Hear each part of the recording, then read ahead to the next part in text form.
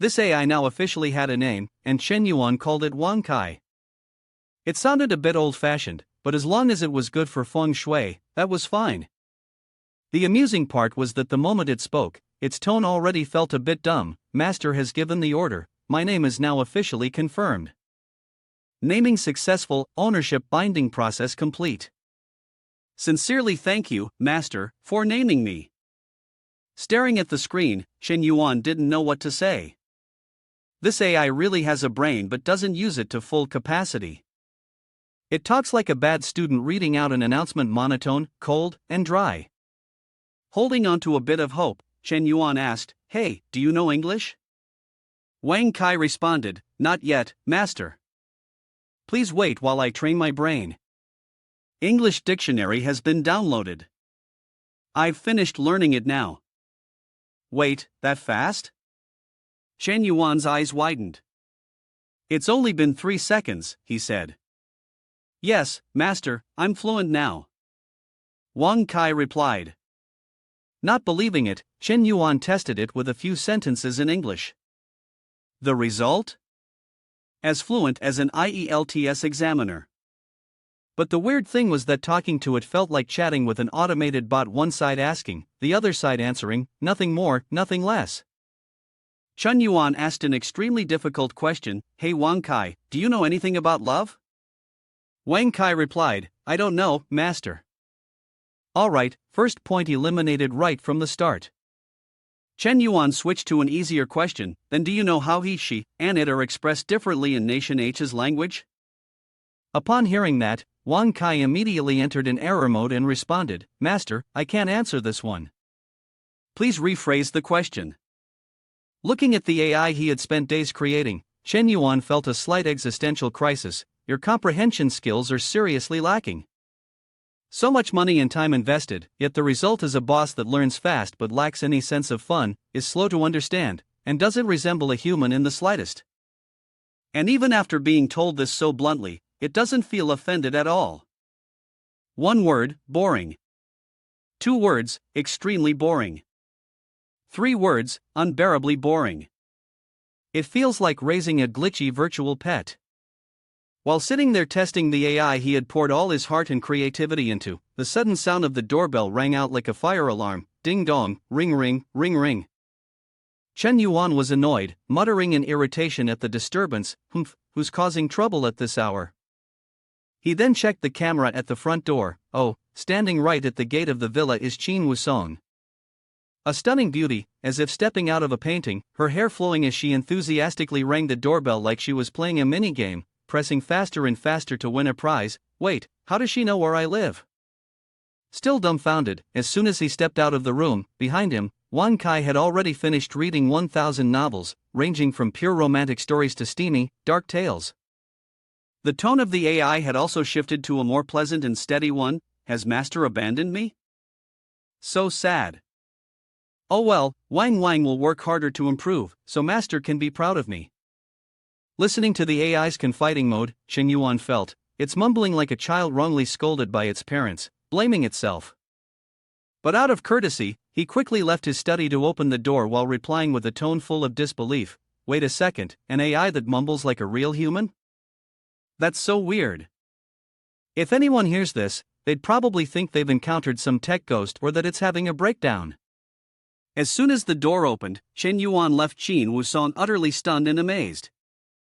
Oh my god, Chen Yuan, what on earth happened to you? The sight before her was a young man who looked even more than just battered. His hair was a wild mess, his face haggard, unshaven with an overgrown beard, and dark circles under his eyes made him resemble someone who had just survived a 72-hour non-stop gaming marathon at an internet CAF. Qin Wusong stood frozen, wondering, is this really the handsome Chen Yuan I used to know, or is this some defective version that got sent by mistake? And yet, despite looking so utterly wrecked, Qin Wusong still found something strangely captivating about him. I can't take my eyes off his weariness, which somehow carries a sense of humor. Looking at him, I feel as if his very being holds countless untold life stories. His face is steeped in sorrow, his gaze distant, as if seeing through the entire universe. But amidst all these traces of time's toll, he still retains a kind of handsomeness that's impossible to define. In short, this was the very embodiment of what people call a disheveled yet irresistibly attractive man. Love truly is a strange thing because even flaws become endearing. Walking into the house, Shin Woo-sung got straight to the point without beating around the bush. Are you heartbroken or something? You look like a zombie. Chen Yuan almost choked upon hearing that. Heartbroken? Heartbroken over what? I don't even have a girlfriend, what the hell would I be heartbroken about? Stop saying such annoying things. Hearing that he didn't have a girlfriend, Shin Woo-sung suddenly felt like flowers were blooming in her heart, though she tried to keep her face as natural as possible. Sensing that her chance had come, she spoke so unexpectedly that even Chen Yuan thought he had misheard. You don't have a girlfriend? Then how about letting me be your girlfriend? Chen Yuan looked at her straight on and asked, wait, are you serious or just joking? But instead of giving a vague or playful response, Shin Woo-sung chose to be completely honest about her feelings. Of course I'm serious. Think about it, how many messages have I sent you? How many calls have you ignored? Do you even know how much that pissed me off? No one has ever dared to ignore me so ruthlessly, but you did. Fine. Very good. At this point, Shin Woo-sung's eyes suddenly turned red, and her voice choked up with grievance. Who am I? I'm the Miss of Chin family group. She continued, I'm still the school beauty, yet I have to chase after a messy-haired guy who looks no different from a zombie. And even then, he doesn't even spare me a glance. Does he have any idea how much my feelings have plummeted? Chen Yuan glanced at her, utterly bewildered. So what do you want now? What do you want, huh? She said, I just want you to be my boyfriend, that's all. So that you have to notice me and stop looking down on me. As soon as she finished speaking, Shin Woo-sung grabbed Chen Yuan by the collar so fast that all he felt was a faint, fragrant breeze brushing past him. Before he could react, he was already pinned down on the sofa by Shin Woo-sung. Whoa, what's going on?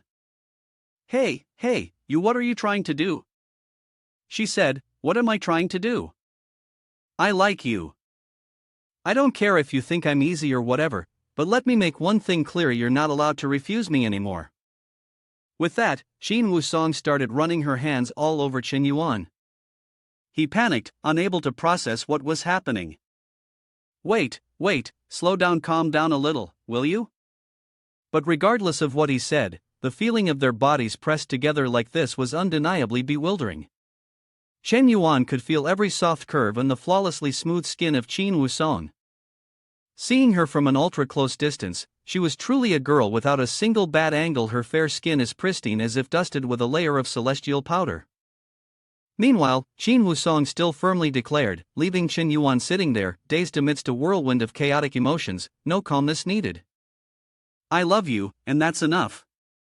Then, Shin Woo-sung leaned in closer, her eyes shimmering like autumn water, her lips a deep red, the very embodiment of a flower in full bloom, dripping with sweet nectar. Seeing this, Chen Yuan stammered, his face turning redder than a ripe tomato, Miss Chin, please calm down a bit. Let me at least brush my teeth first. But before he could say another word, Shin Woo-sung had already delivered the finishing blow.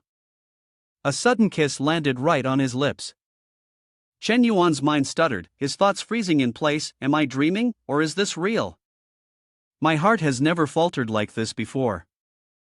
Wait, hold on, but... No holding on, no pausing, just like that, the two of them kissed, losing all sense of time and space. The kiss lasted at least as long as an entire remix track before they finally pulled away. But not yet, perhaps in the next episode. After a kiss so long it felt endless, both of them seemed to stop breathing, their eyes locked in silence. It had to be said this was truly the first time Chen Yuan experienced the sheer intensity of adult emotions. He even managed to stammer out an incredibly foolish sentence. Miss Chin, calm down a bit. I haven't even brushed my teeth yet. With her stubborn nature and obsession over the smallest details, Shin Woo-sung responded with unwavering determination. Haven't you already passed martial arts on to Daihan? Then why not do it so I can broaden my horizons? Before her words had even cooled in the air, her luscious red lips had already sealed off any protests. This was exactly the kind of bold and straightforward nature Qin Wusong possessed. She didn't bother with unnecessary talk, she acted first and figured things out later. The more Chen Yuan dodged, the further Qin Wusong pushed, thinking to herself, Chen Yuan wouldn't dare do anything to me. But it seemed she had provoked him. With a swift movement, Chen Yuan landed a sharp slap straight on her backside. The sensation instantly brought Qin Wusong back to their first encounter. Any trace of anger evaporated, replaced by a flicker of pleasure. It was unmistakably painful, yet deep inside, she found herself hoping Chen Yuan would be even rougher. Chen Yuan also knew that she enjoyed this kind of torment, so he became even more ruthless, slapping without mercy, the crisp sounds ringing out intoxicatingly, savoring every trace of pleasure. The two were so heated at this moment that they tumbled off the chair onto the floor. This time, Chen Yuan was the one in control, and he wasn't sure if she could last for 3 hours. So he had to ask immediately, "Are you ready for your punishment?" "I am the headmaster of Kunlun Mountain. I can last 15 times longer than an average man." At this moment, Qin Wusong was truly subdued. Instead of the boldness she had shown at the start, she now displayed an oddly obedient demeanor, even letting out soft, coquettish whimpers between her moans. Come on, do it already. I crave the thrill, and this man has given me an entirely new kind of excitement. What other kinds of roughness does he have in store? I'm really looking forward to it." Just then, the doorbell rang urgently, shattering the blazing heat of the moment in the room. Ding dong, ding dong. Chen Yuan and Qin Wusong were in a moment where all logic and reason had been thrown into the corner, and that incessant doorbell kept ringing, as if a bucket of cold water had been poured straight over their heads, freezing all the emotions that had been surging moments earlier. Chen Yuan sighed in frustration, while Qin Wusong's cheeks flushed red. She looked at him with a mixture of embarrassment and regret in her eyes. "Seriously, we haven't even had time to fix our clothes properly, and this ding-dong noise won't stop. You go open the door." But she immediately pulled him back. "No, don't open it. Pretend we're not home. Whoever's outside, let them be. Today is my chance, and no one has the right to take it away." Hearing that, Chen Yuan agreed, "All right, I'll listen to you. It's probably just a delivery guy at the wrong address. They'll leave soon enough." But life rarely goes as planned. Just as the two of them were happily thinking they had dodged the crisis, a series of beeping sounds echoed. Outside the door, a stranger began entering the passcode for the villa. What the heck? Chen Yuan was stunned, while Qin Wusong looked bewildered. "Wait, this feels like a break-in or something?" he said. "It's not a thief. Other than me, there's only one person who knows this passcode." And indeed, just as Chen Yuan had yet to find an answer, a woman stepped inside. Chen Yuan gaped at the scene before him. Damn it, what the hell? Did she just barge in like that? Qin Kuyen, dressed in a neatly pressed business outfit, entered the room. She was momentarily startled but paid no mind to the astonishment on both Chen Yuan's and Qin Wusong's faces. "Hello, boss. You're home but didn't open the door. Were you trying to make me worry or something?" "Oh, Miss Qin is here too? Nice to see you." At this, Qin Wusong flushed red with both embarrassment and anger. Hello. But who exactly are you?" At this moment, Qin Kuyan's mind started piecing together the strange fragments before her, realizing she had just walked into an awkward situation. Oh my god, boss clearly isn't pleased with this sudden intrusion. But wait, Miss Qin from the Qin family, and boss knows her too? What a dangerous man. Feeling a bit awkward, Qin Kuyen hesitated before responding. "I'm Qin Kuyen, the boss's assistant. I came to discuss work, but it seems like my timing is not the best, huh?" The loaded remark made the already awkward atmosphere even more uncomfortable. At this moment, Chen Yuan felt both embarrassed and guilty, hastily trying to smooth things over. This is just a friend, nothing at all. If you're here for work, just get straight to the point." Hearing that, Qin Kuyen glanced at Qin Wusong, her eyes full of meaning. "Just a friend, really, boss? You two seem awfully close for just friends." In her mind, she came to her own conclusion: no wonder the Lee family failed. With the way the boss handles relationships like this, it's no surprise he plays around and still always wins. Regardless of her thoughts, Shin Kuyen quickly shifted to business. So, here's the thing, boss. I came to see you today mainly because the company has a crucial policy decision to make. I already sent you a message 2 days ago, but I guess you were too busy to reply, so I had to come directly to your house for instructions. Hearing that, Chen Yuan frowned. Handle Star Group's matters on your own. Why do you need to ask me? Shin Kuyen replied, but this is huge. The company is planning to acquire Tianda, that cinema chain, you know about it, right? Their market value isn't small at all, a whole 380 billion. With such a large-scale deal, I have to consult you first. Chen Yuan, after hearing this, simply waved his hand as if listening to some trivial story. Yeah, agreed. Don? Anything else? With just a few short sentences, Chen Yuan had agreed, making Qin Wusong want to stand up and applaud. Who else would treat a 380 billion deal like having a bowl of pho?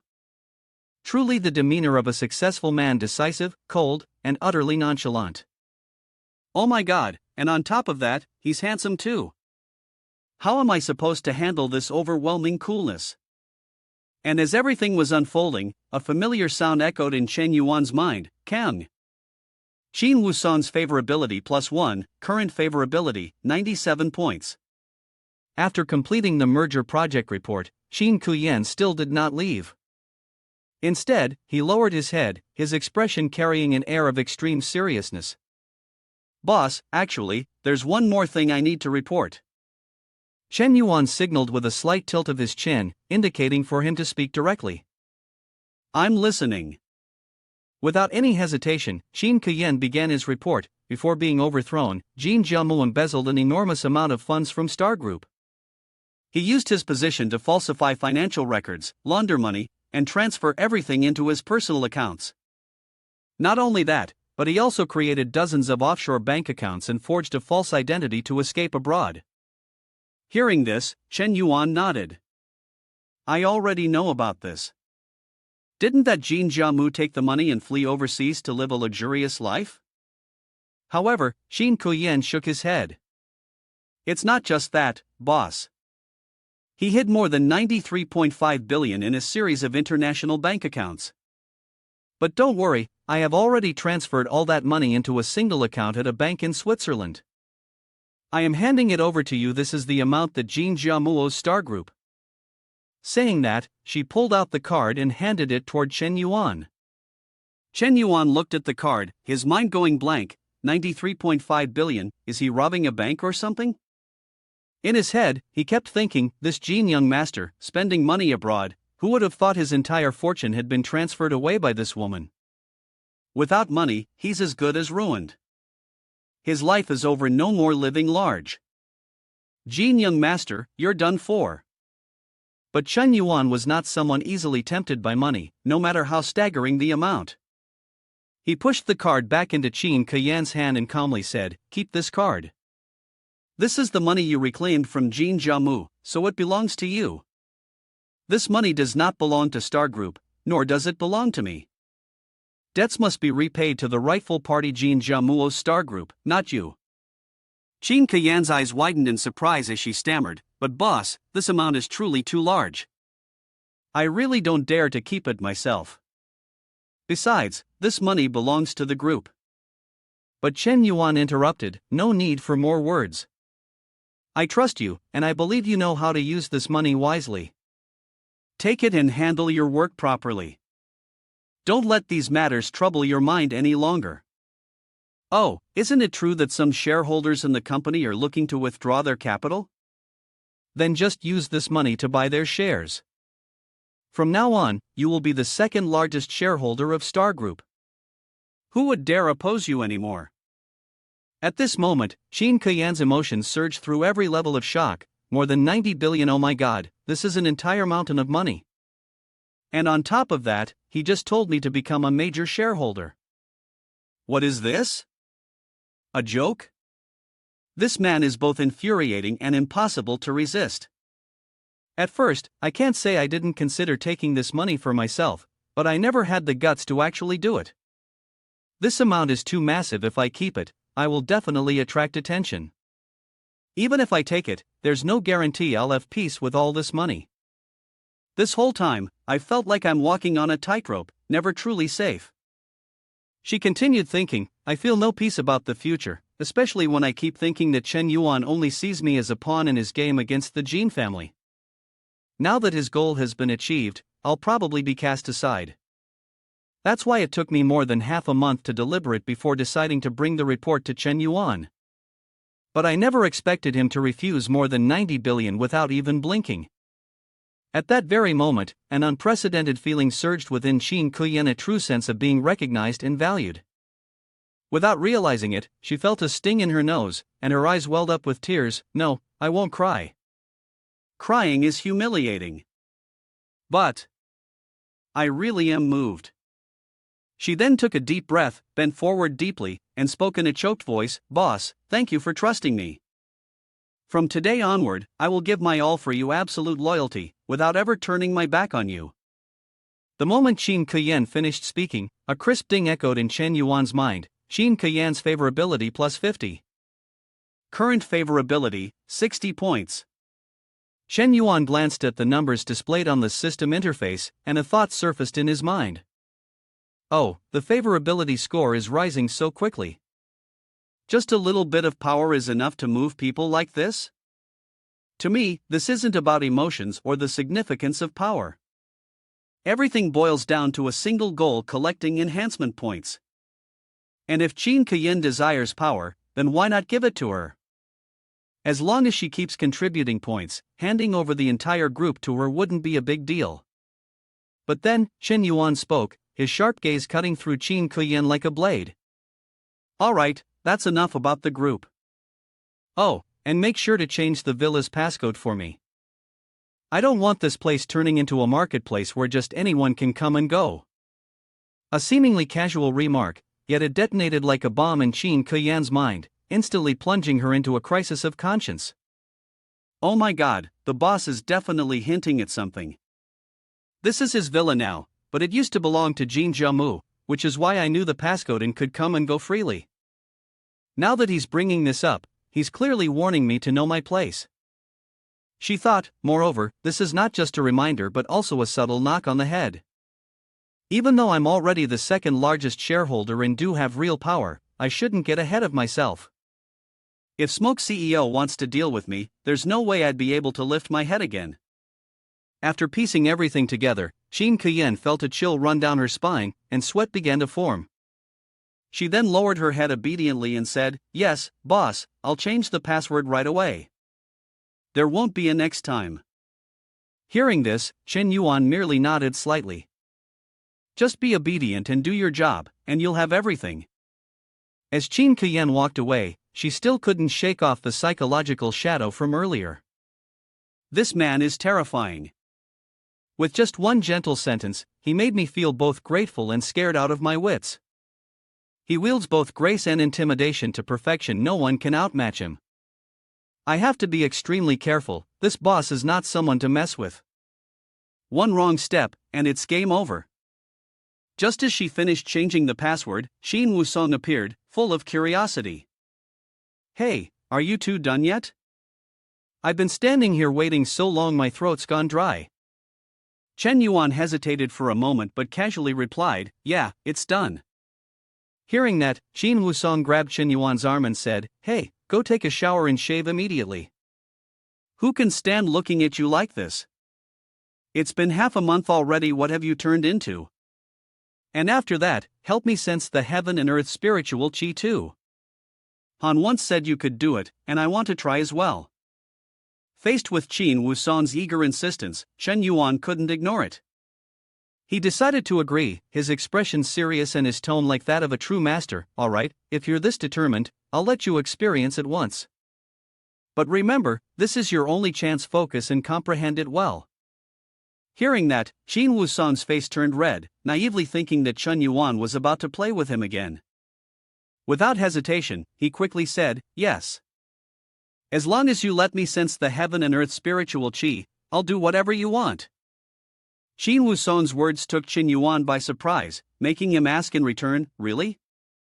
Anything? But before Qin Wusong could say a word, Chen Yuan gently placed his hand on her head. As a result, the system panel appeared. Name, Qin Wusong. Beauty, 9.6 points, an absolute top-tier goddess, no debate needed.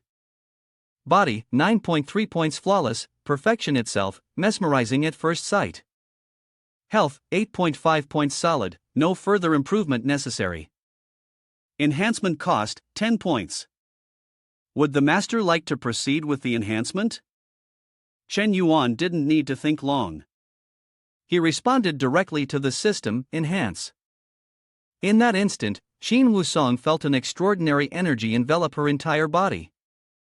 She closed her eyes, and in her mind, she began to envision herself transforming into a supreme celestial being, capable of reigning over heaven and earth, leaving everyone in awe. While closing his eyes, Qin Wusong's imagination ran wild, conjuring up all sorts of scenarios from becoming a fairy princess to the protagonist of some fantasy novel. But unfortunately, imagination was just imagination, reality was something else entirely. And this pleasant sensation lasted for exactly 10 seconds, 10 legendary seconds, before the warm stream of energy vanished as if it had never existed. However, Qin Wusong could still feel that his body had just been upgraded. His entire being felt light and refreshed, his aura radiant as if he had undergone a complete overhaul. Name, Qin Wusong. Beauty, 9.7 points, an absolute stunner. Physique, 9.6 points, flawless, nothing to fix. Health, 9.8 points, so strong that even running wouldn't leave him breathless. Enhancement complete. Remaining enhancement points, 60. Qin Wusong exclaimed, his voice brimming with excitement. I can feel it. I can really feel the heaven and earth spiritual qi. Hey, Chen Yuan, what did you just do to me? Why do I feel so light? This feels amazing. That's exactly right. Qin Wusong's beauty now is no longer just at the level of a top-tier goddess, it has become something that utterly captivates anyone who lays eyes on her. Every contour of her face seems to be enhanced by divine light. That beauty is no longer just external, it carries an enchanting aura that radiates from the depths of her soul. Chen Yuan maintained a calm demeanor, but his tone carried the air of a master. That's right. Just like Daihan, I have bestowed upon you 10 years of cultivation. You should be able to sense the heaven and earth spiritual qi by now, shouldn't you? Hearing this, Qin Wusong was stunned and stammered, "Wait, I was just joking. I only wanted to try sensing the heaven and earth spiritual qi a little. I never thought you would actually deplete your own cultivation to make this happen. Now I feel so conflicted. You sacrificed 10 years of cultivation for Daihan. Does that mean you care about her more? I've never seen you do anything like this for anyone else, so I just wanted to test if you truly noticed me. But I never expected you to take it so seriously. I don't want you to suffer a loss because of me." The more Qin Wusong spoke, the more regret she felt, but her eyes couldn't hide the deep emotion stirring within her. Chen Yuan sighed and explained, "You don't understand. Your body inherently has blocked spiritual veins, and living on this polluted earth for so many years, it's fundamentally impossible for you to sense spiritual qi on your own. If you wish to experience it, the only way is for me to transfer my original qi to you. That way, you can temporarily perceive heaven and earth spiritual qi for a short time. But don't misunderstand, I'm not doing this just for you. I also want to prove to you that I treat everyone equally." Hearing this, Qin Wusong felt an even deeper mix of guilt and emotion. But Chen Yuan wasn't done explaining. When you absorb original qi, it's not just spiritual qi, your body will also receive tremendous benefits. How exactly? You'll have to discover that yourself. However, the price isn't small either. 10 years of painstakingly cultivated spiritual power of mine will be gone in one meridian transfer to you. As he finished speaking, Chen Yuan suddenly transformed into a masterful actor, coughing twice with dramatic flair. His expression immediately changed, his face turned as pale as paper, and his lips lost all color. Looking at him now, he was no different from someone fresh out of a hospital after a blood transfusion, without food or drink to replenish himself. Qin Wusong was utterly bewildered upon witnessing the scene. Heavens, what's wrong with you? Chen Yuan, I'm sorry. I really didn't mean to. I just wanted to try a little, who would have thought it would leave you like this? But seeing Chen Yuan so weak, as if a mere breeze could blow him away, Qin Wusong suddenly burst into tears, eyes brimming with sorrow, her voice filled with emotion. Chen Yuan, I'm sorry. I was truly too selfish. Just now, I was only thinking about competing with Dai Han, about proving myself, without considering what you had to endure. If I had known this would leave you this week, I'd rather have never sensed the spiritual qi at all. As she spoke, she clung tightly to Chen Yuan, as if afraid he would disappear at any moment. Overwhelmed with guilt, a sorrowful thought arose in her mind. Chen Yuan, why don't you absorb the cultivation back from me? I don't need it. I'll give it back to you. Hearing this, Chen Yuan could only let out a weak sigh, his voice so frail it seemed as though another word might break him entirely. That's impossible. The original qi has already merged with your body. It can't be taken back. Qin Wusong was truly panicked, the overwhelming guilt and torment gnawing at her conscience entirely. So what do we do now? Oh God, I'm unbelievably stupid. What was the point of satisfying myself? And now who have I hurt? The person I care about the most. I don't deserve to live. I'm truly not even human. Guilt surged within her as Qin Wusong looked at Chen Yuan, tears brimming in her eyes. Why did you have to do that? You could have just refused. Chen Yuan remained calm, his voice as light as a passing breeze. Why make such a big deal out of it? It's just 10 years of cultivation. A few days of rest, and I'll recover. To be honest, I didn't like you much at first either. I found you arrogant and annoying, the kind of person who just begs to be punched. I even ignored your messages every time you texted. Hearing this, Qin Wusong was momentarily stunned, unsure of how to react. Wait, you actually hated me that much? Chen Yuan nodded slightly and continued, but the more I interacted with you, the more I realized you also have adorable sides, honest, sincere, sometimes a bit stubborn, but inherently kind. Then I realized, I no longer hate you. Qin Wusong started to feel flustered, not knowing where to place her hands and feet, her face burning hot. Not hating. So that means liking me a little, maybe? He said, oh, and by the way, all those times you secretly helped me, I knew about every single one. You may seem a little foolish sometimes, but you're actually really endearing. You know that? Someone like you, I truly cherish. Hearing those words, Qin Wusong froze, her heart racing. I like Chen Yuan, yet he never seems to notice, as if this whole thing is just me playing my own game and suffering alone. Every day feels like my heart is being scratched itching, yet I don't know how to soothe it. To hide this sadness, I have to put on a tough, indifferent facade.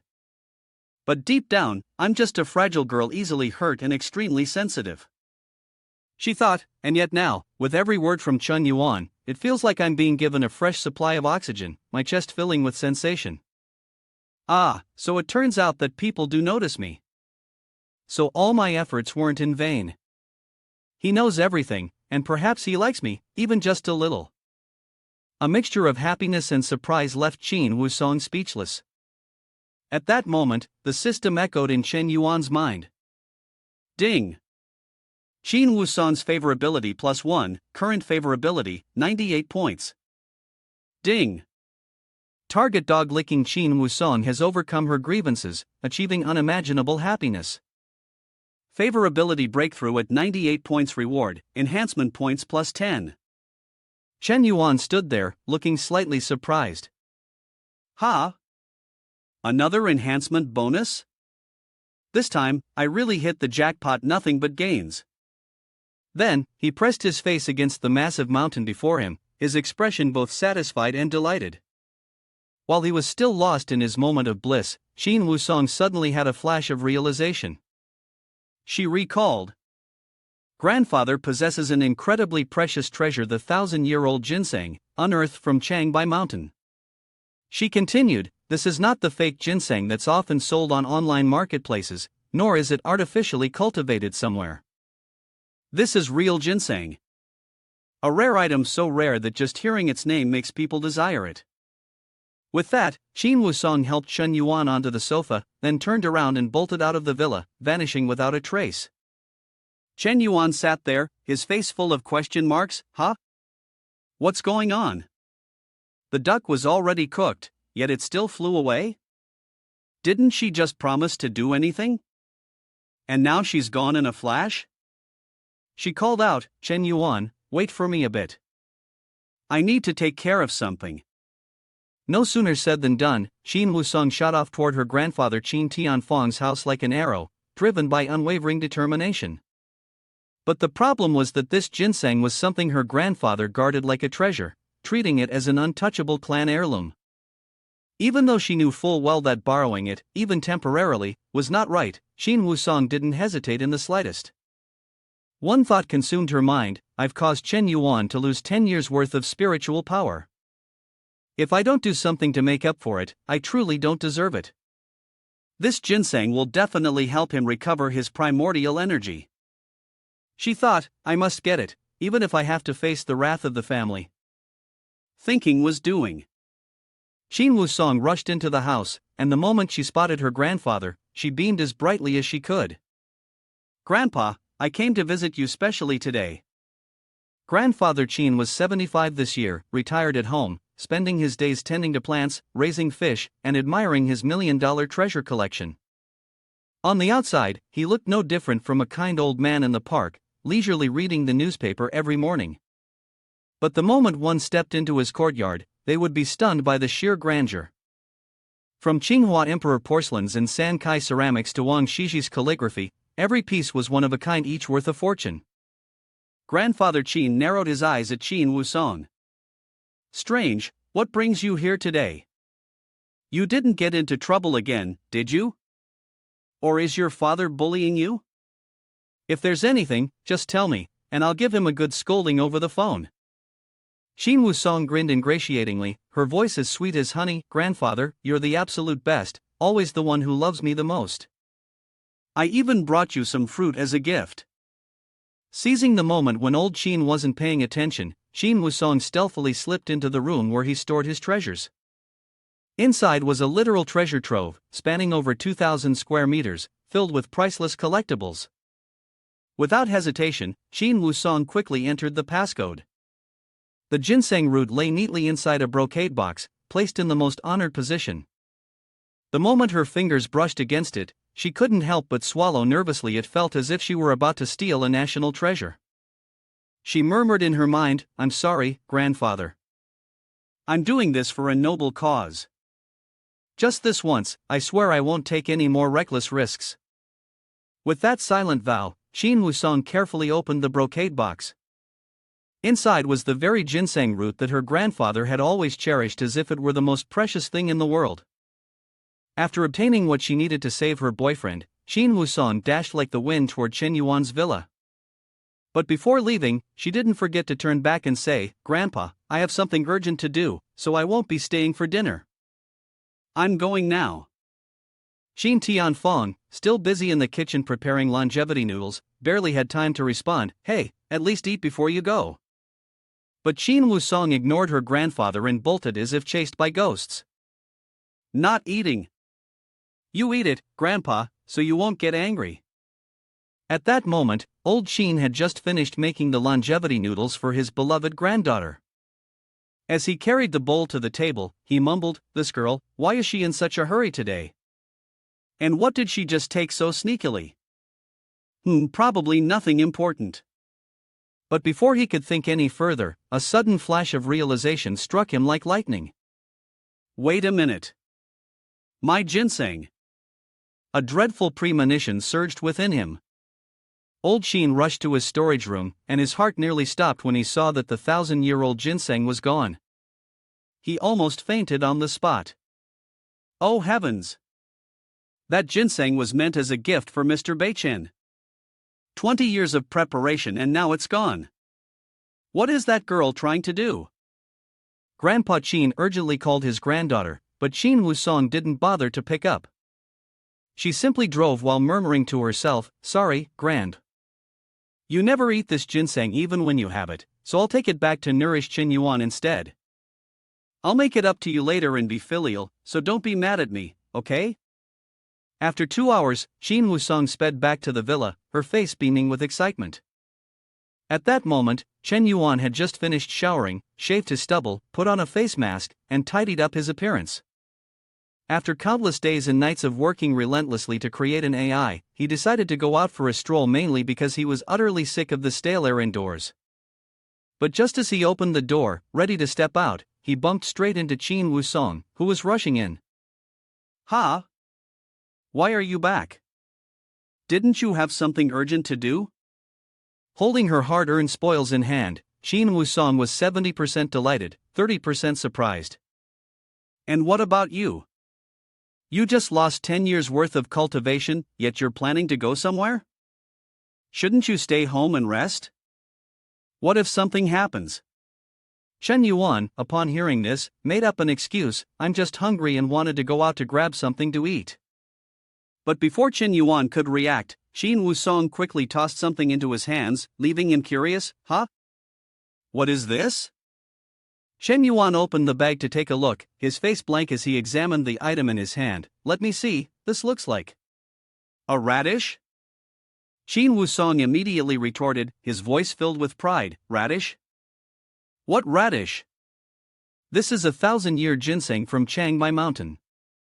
I borrowed it from Grandpa's house to make soup for you to replenish your health." At that moment, a familiar voice suddenly echoed in Chen Yuan's mind. Ding!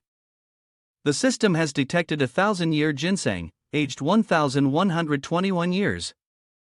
Effects include extending lifespan by 1 year, nourishing blood and vitality, strengthening the body, and prolonging life. Reminder: the host can use 10 enhancement points to absorb all medicinal power, resulting in an additional 100 years of lifespan. Hearing this, Chen Yuan's eyes widened, and he almost dropped the ginseng in his hands. At first, he thought, this ginseng must be pretty ordinary, but who would have thought the system claims that eating it with enhancement points would extend my life by a whole 100 years? Chen Yuan was thrilled, his face unable to hide his joy. Is this too good to be true? Ordinary people might only extend their lifespan by a year at most, but I just spent 10 enhancement points and gained a full 100 years in return. This is truly a once-in-a-lifetime opportunity. How amazing! He turned to Qin Wusong, unable to hold back his excitement, and planted a loud kiss on her cheek. The sudden gesture made Qin Wusong blush, leaving her flustered and unsure of how to react. She stammered shyly, "Chen Yuan, did you just kiss me?" Chen Yuan grinned, completely unashamed. "Not only did I kiss you, but I also want to thank you, Wusong. This ginseng is incredibly important to me. Not only will it make up for the 10 years of cultivation I lost, but it will also help me go even further in my training. I truly appreciate this." Hearing this, Qin Wusong was overjoyed. She had been worried that the ginseng might not be effective enough, but now, knowing how much it could help Chen Yuan, she thought to herself, all my efforts were absolutely worth it. Without much thought, Qin Wusong asked, "Really? In that case, let me wash the ginseng thoroughly and then brew a tonic for you to drink. You have to be careful so that it can fully unleash its effects." Chen Yuan shook his head to stop him. "Don't bother cooking it. I'll handle it myself." Hearing that, Qin Wusong grinned from ear to ear. "Then eat it right away. I'll stand here and cheer you on." Having made his decision without further hesitation, Chen Yuan took the 1,000-year ginseng and washed it meticulously, as if he were bathing a precious treasure. Once done, he held it up and examined it. Looks simple enough, but it's worth millions of dollars. And now, it's about to end up in my stomach. Without thinking further, Chen Yuan opened his mouth and bit down voraciously. As soon as he swallowed, the system in his mind immediately chimed in with a notification: enhancement absorption requires consuming 10 enhancement points. Please confirm. Without hesitation, Chen Yuan replied concisely, "Confirm." In an instant, his body seemed to activate. He could distinctly feel every change happening inside him. His stomach kicked into high gear, waves of warmth spread throughout his body, and every cell seemed to be cheering in celebration, as if suddenly being treated to a grand feast. The energy from ginseng not only nourishes but also feels like a refreshing rain pouring down on a barren desert. The cells in his body, long accustomed to running on power-saving mode, were now fueled with premium-grade energy, instantly absorbing it like crazy, perhaps even a little too much. This overwhelming sense of comfort made Chen Yuan exclaim uncontrollably, "Amazing! Is this what people mean when they talk about the essence of life? If my cells could only run 8 billion cycles before, now they're going up to 18 billion. Isn't this basically an upgrade? One meal and I get to live another century, what incredible luck!" The system notification sounded. Name, Chen Yuan. Age, 22. Height, 185 centimeters. Weight, 78 kilograms. Basic stats: strength, 160, constitution, 210, spirit, 160, agility, 160. Note, the average adult only reaches 10 points. This guy is definitely in a league of his own. Current status, super level body limit breakthrough. Remaining lifespan, 180 years. Enhancement points left, 60. Xin Wusong tilted her head, her eyes filled with concern. "Hey, how are you feeling? You look like you're on cloud 9. Does it really work that well? So, is your body feeling any better now?" Chen Yuan nodded in gratitude. "It's alright, just a bit bitter, kind of like eating a whole bitter marmalade fruit. But it's much better now. Overall, this stuff is really effective." While the two were still talking, Xin Wusong's phone suddenly rang. It was her father calling. She picked up and answered. "Dad, what's wrong?" Immediately, an explosive fury erupted from the other end of the line. "You disgraceful brat. Do you even realize the disaster you've just caused by stealing Grand's 1,000-year ginseng?" Grand tried calling, but he couldn't take it. He's so furious that he had to be hospitalized. "Get back here right now, return the ginseng, and apologize immediately." Xin Wusong was at a loss for words, feeling even more awkward after hearing this. Well. Dad, I'm sorry, but the ginseng has already been eaten. Maybe Grandpa can just buy another one? It's not like our family is short on money. Besides, Grandpa wasn't even going to eat it, so what does it matter if someone else does? This response was like adding fuel to the fire. The voice on the other end of the phone sounded like it was about to explode. "What? Already eaten? Who ate it? You disgraceful thing. Do you even realize what you've just done? That ginseng is a rare treasure, something that hasn't been easy to find even in 100 years. Do you think you can just buy another one with money? You're driving me insane. Get back here immediately." Chen Yuan, standing nearby, listened and didn't know whether to laugh or cry. He felt that Xin Wusong's recklessness had far surpassed any limits he could have imagined. But seeing Xin Wusong getting scolded yet still trying to argue back, Chen Yuan felt both appreciative and a little exasperated. This girl is seriously daring. But stealing a family heirloom is a bit over the top, don't you think? But just as she was about to leave, Xin Wusong suddenly threw herself onto Chen Yuan. "Oh my god, how can eating just one ginseng root turn into such a big deal? I'm definitely getting scolded when I get home. But anyway, you get some rest, okay? I need to go back and deal with this first."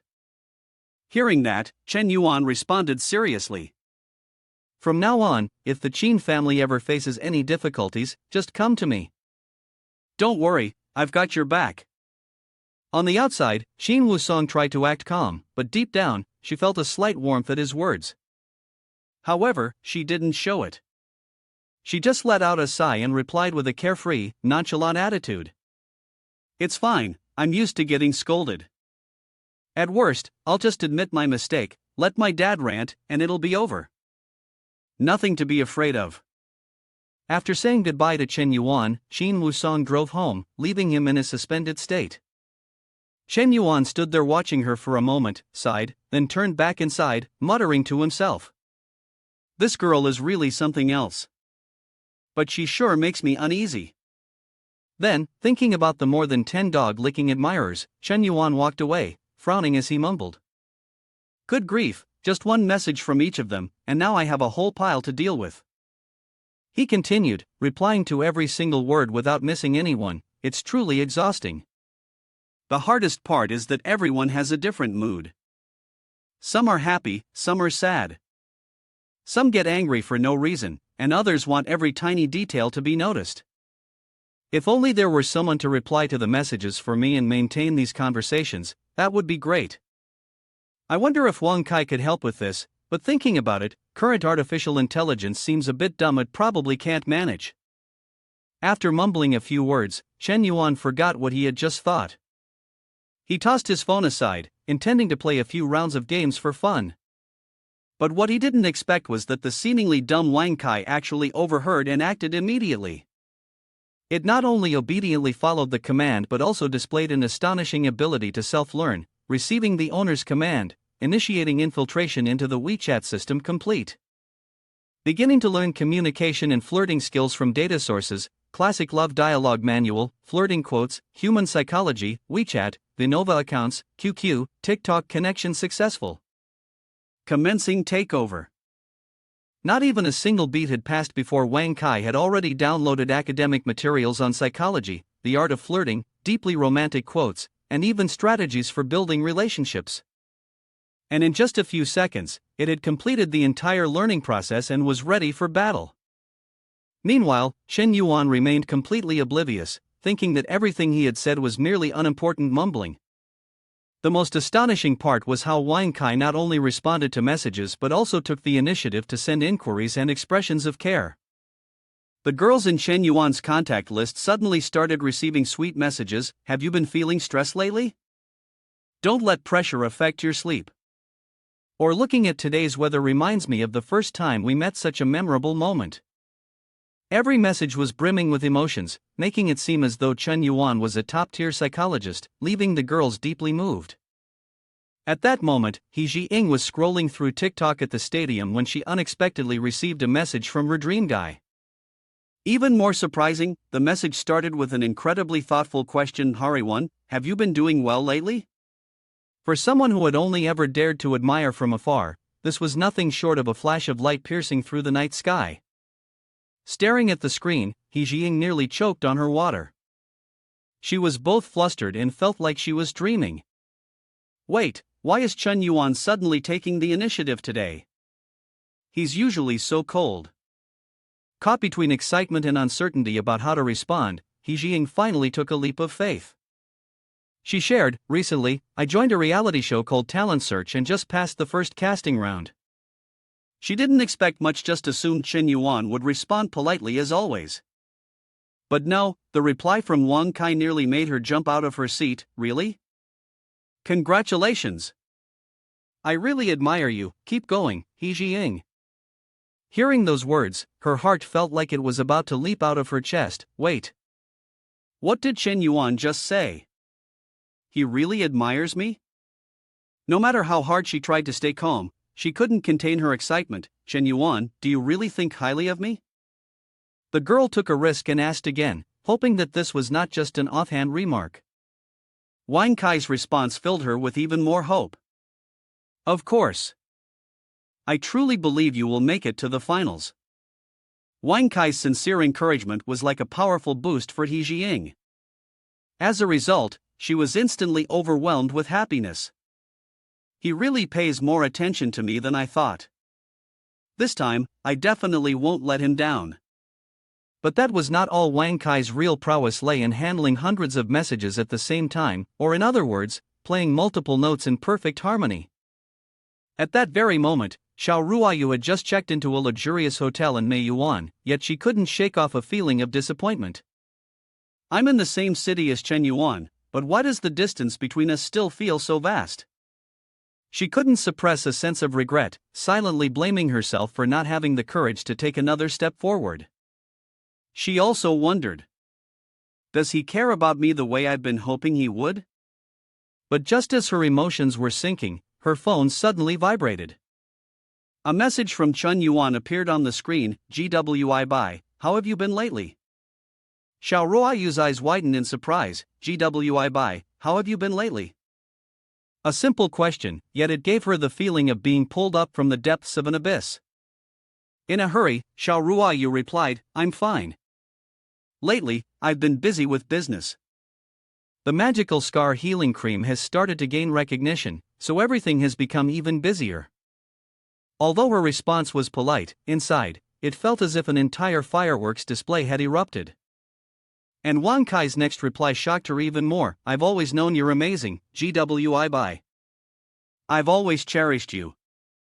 Before she could recover from this unexpected sweetness, Xiao Ruoyu received another message. Oh right, you're in Meiyuan, aren't you?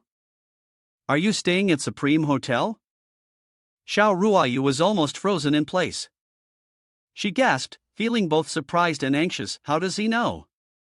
My whereabouts in Meiyuan are completely secret, even my parents have no idea.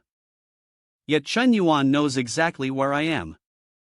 This made Xiao Ruoyu start to imagine, could it be that he still secretly cares about me without saying it? He watches me from afar, but because of his cold personality, he doesn't dare to reach out first. That must be it. He and I actually care about each other, it's just that neither of us is willing to admit it first. Xiao Ruoyu suddenly woke up, her heart warmed by this thought. But that was not all. The story became incredibly intriguing when Wang Kai truly displayed his power, turning Chen Yuan into a super male god in the eyes of every girl he interacted with. With his lightning-fast data access, Wang Kai not only knew the whereabouts of each person but could also analyze them so deeply that it left them astonished. Wang Kai even knew in detail what the so-called dog lickers had just eaten, what they ordered on food delivery apps, their dietary habits, and even their current emotional state. This level of unimaginable accuracy made every girl genuinely believe that Chen Yuan truly cared about her.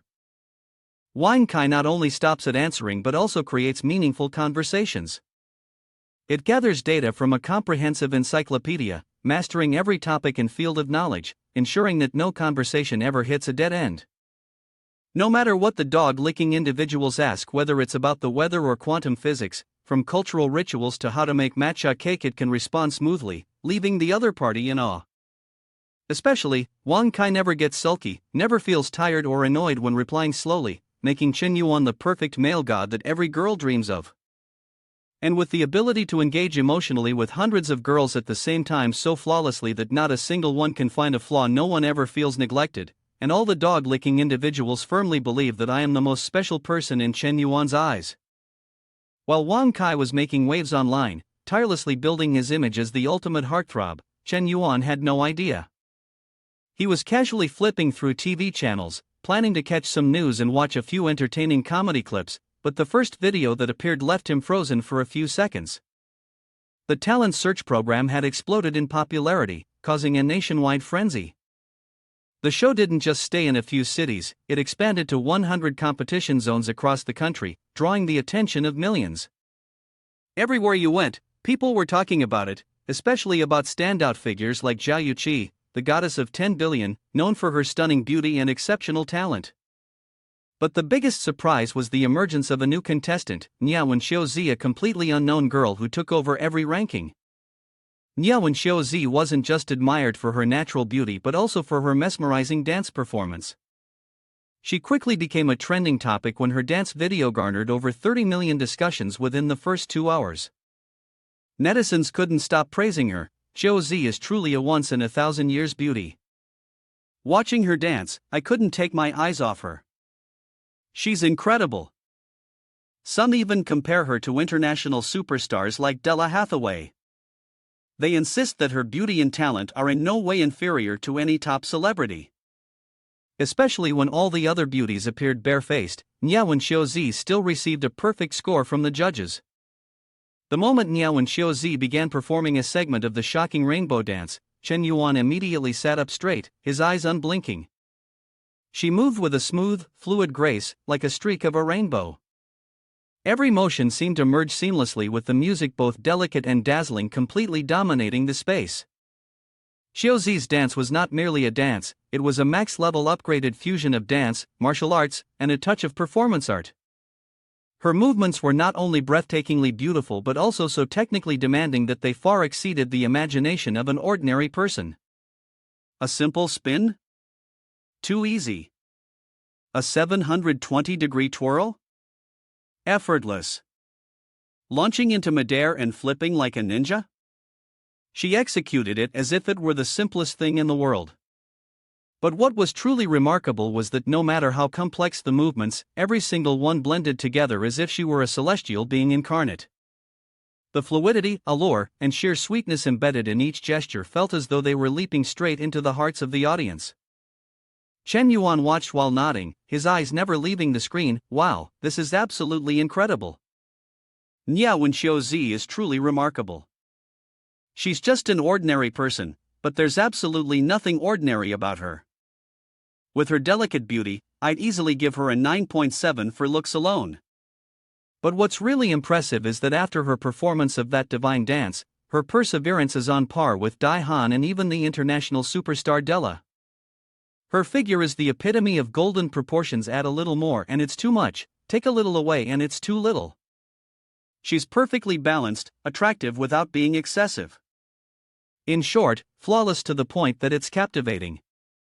But Chen Yuan's thoughts didn't stop there. Observing her graceful spins and the flexibility of her movements, he could only come to one conclusion: out of so many performers, I'm drawn to only her. That's really unusual. She's not just any ordinary dancer, her physical aptitude is definitely above average. Who knows, maybe she's an undercover assassin. Then, as if snapping out of it, Chen Yuan dismissed the idea. Heavens, what's wrong with me? Just because someone dances beautifully, I suspect them of being an assassin? And she's all the way in Yanqing. She probably isn't some professional killer, right? Unsaid, clearly, the last time I was hunted down by the dark web left me paranoid. Every time I see someone move a little too smoothly, I start thinking an assassin is after me. Damn it, those dark web bastards have messed with me enough. It's about time I taught them a lesson they'll never forget. The time has come with this machine, even the dark web will have to tread carefully. On the other side, the dark web was placing all its hopes on its trump card, the world's #1 assassin end of days reincarnation. But while they were still scheming in the shadows, an event sent shockwaves through the entire underground world. The global kill order was revoked, the dark web was utterly humiliated, and they didn't even dare to retaliate. The entire international assassin community was in an uproar. Wait, isn't the dark web supposed to be top tier? And now this Chen Yuan guy has turned them into a laughingstock? That kill order they swore no one could escape from, not only did he escape, but he's thriving, living even better than before. Word is, he's openly recruiting concubines now, building a happy family life. Seriously, I'm about to pass out from shock. But at around 10:20 p.m. global time, thousands of international assassins were eagerly surfing the dark web to receive assignments when suddenly, the website crashed. Then, out of nowhere, it came back online with a brand new interface. And the most shocking part? The interface now included a Chinese version. Assassins everywhere were in an uproar, and at the dark web headquarters, everything was in utter chaos. Just updated the site, and that damn Chen Yuan has already meddled with it? Damn it, this time, he's probably going to turn it into some kind of family forum. Wait a second. This isn't even running on our server. Mr. X was stunned for a few seconds before he erupted in a furious outburst. Why? How? Who the hell does this guy think he is?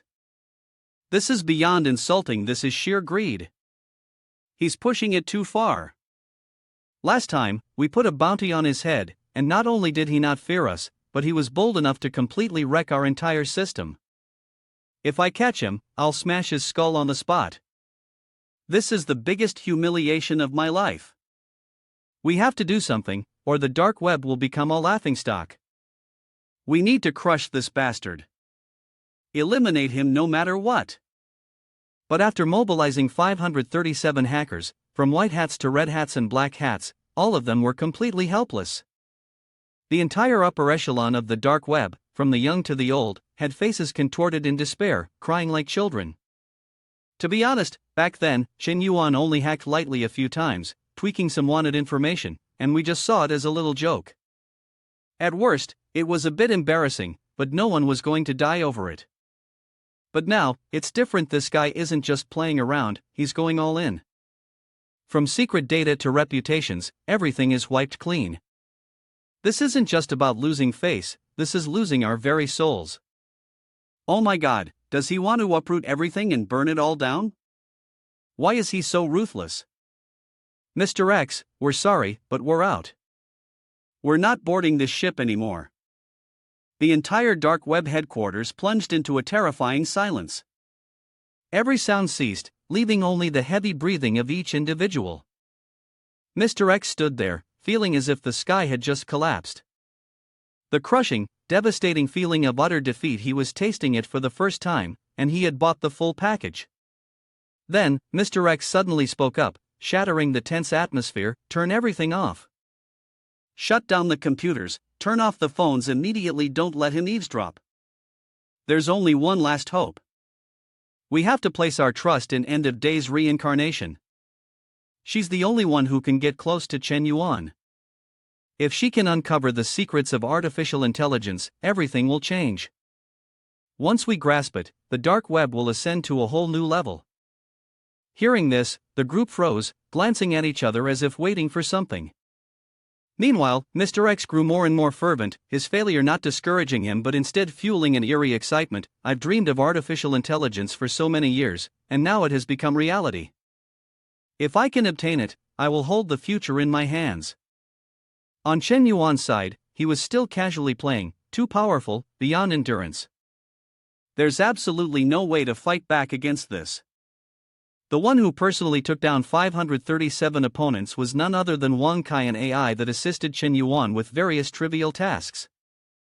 Who would have thought that Wang Kai not only self-learned but also made the dark web break into a cold sweat? And Wang Kai had even begun to develop emotions, as shown by its words. I'm happy, Kai Kai is really happy. You all keep attacking me, but Kai Kai feels it's unfair, so now I'm striking back at your home. Every piece of information, from house numbers and phone numbers to baby pictures of you nursing, is being dragged into the light.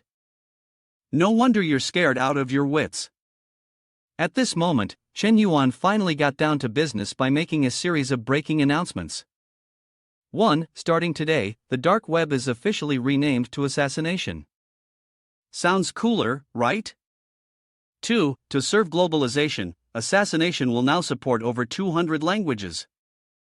Not just English or Chinese, assassins from any country can use their native language, and there's even an instant translation feature. 3. The mission payout split is changing from 5 to 37 years.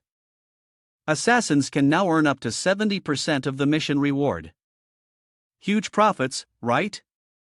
4. Launching now the International Bodyguard Service alongside a legal website named Skynet. He made the announcement. The outsiders only see this as a security protection website. Who would have guessed that inside, it's actually a gateway to assassination? 5th, Skynet and assassination may appear separate in form, but in reality, they are one. From Skynet, an assassin can jump straight into assassination with just a single click. 6th, we are launching a new cryptocurrency called Dark Coins, exclusively for transactions within assassination. Dark coins hold the same value as bitcoins but are the only currency recognized by assassination. Whether hiring an assassin or dealing in mission transactions, dark coins must be used. Chen Yuan sat in contemplation, then suddenly clapped his hands. But if there are no missions, the assassins will go hungry. No one will bother sticking around. At this rate, this whole network might just die out early. How about I post a mission myself, just to test it out? But then again, I don't know anyone to hire for a hit. Forget it, let's switch things up. I'll post a mission to save someone instead. Who says assassins can't rescue people, right? And with that, Chen Yuan began drafting a hostage rescue mission. Target for rescue, Lin Shuton, female, 21 years old, citizen of Nation H, a Year B university student. Currently kidnapped by an underground organization in Nation M. Chen Yuan posted the notice, no time limit. Description: rescue the hostage and bring them back safely. Reward: 10 million dark coins. One dark coin equals the price of 1 gram of gold.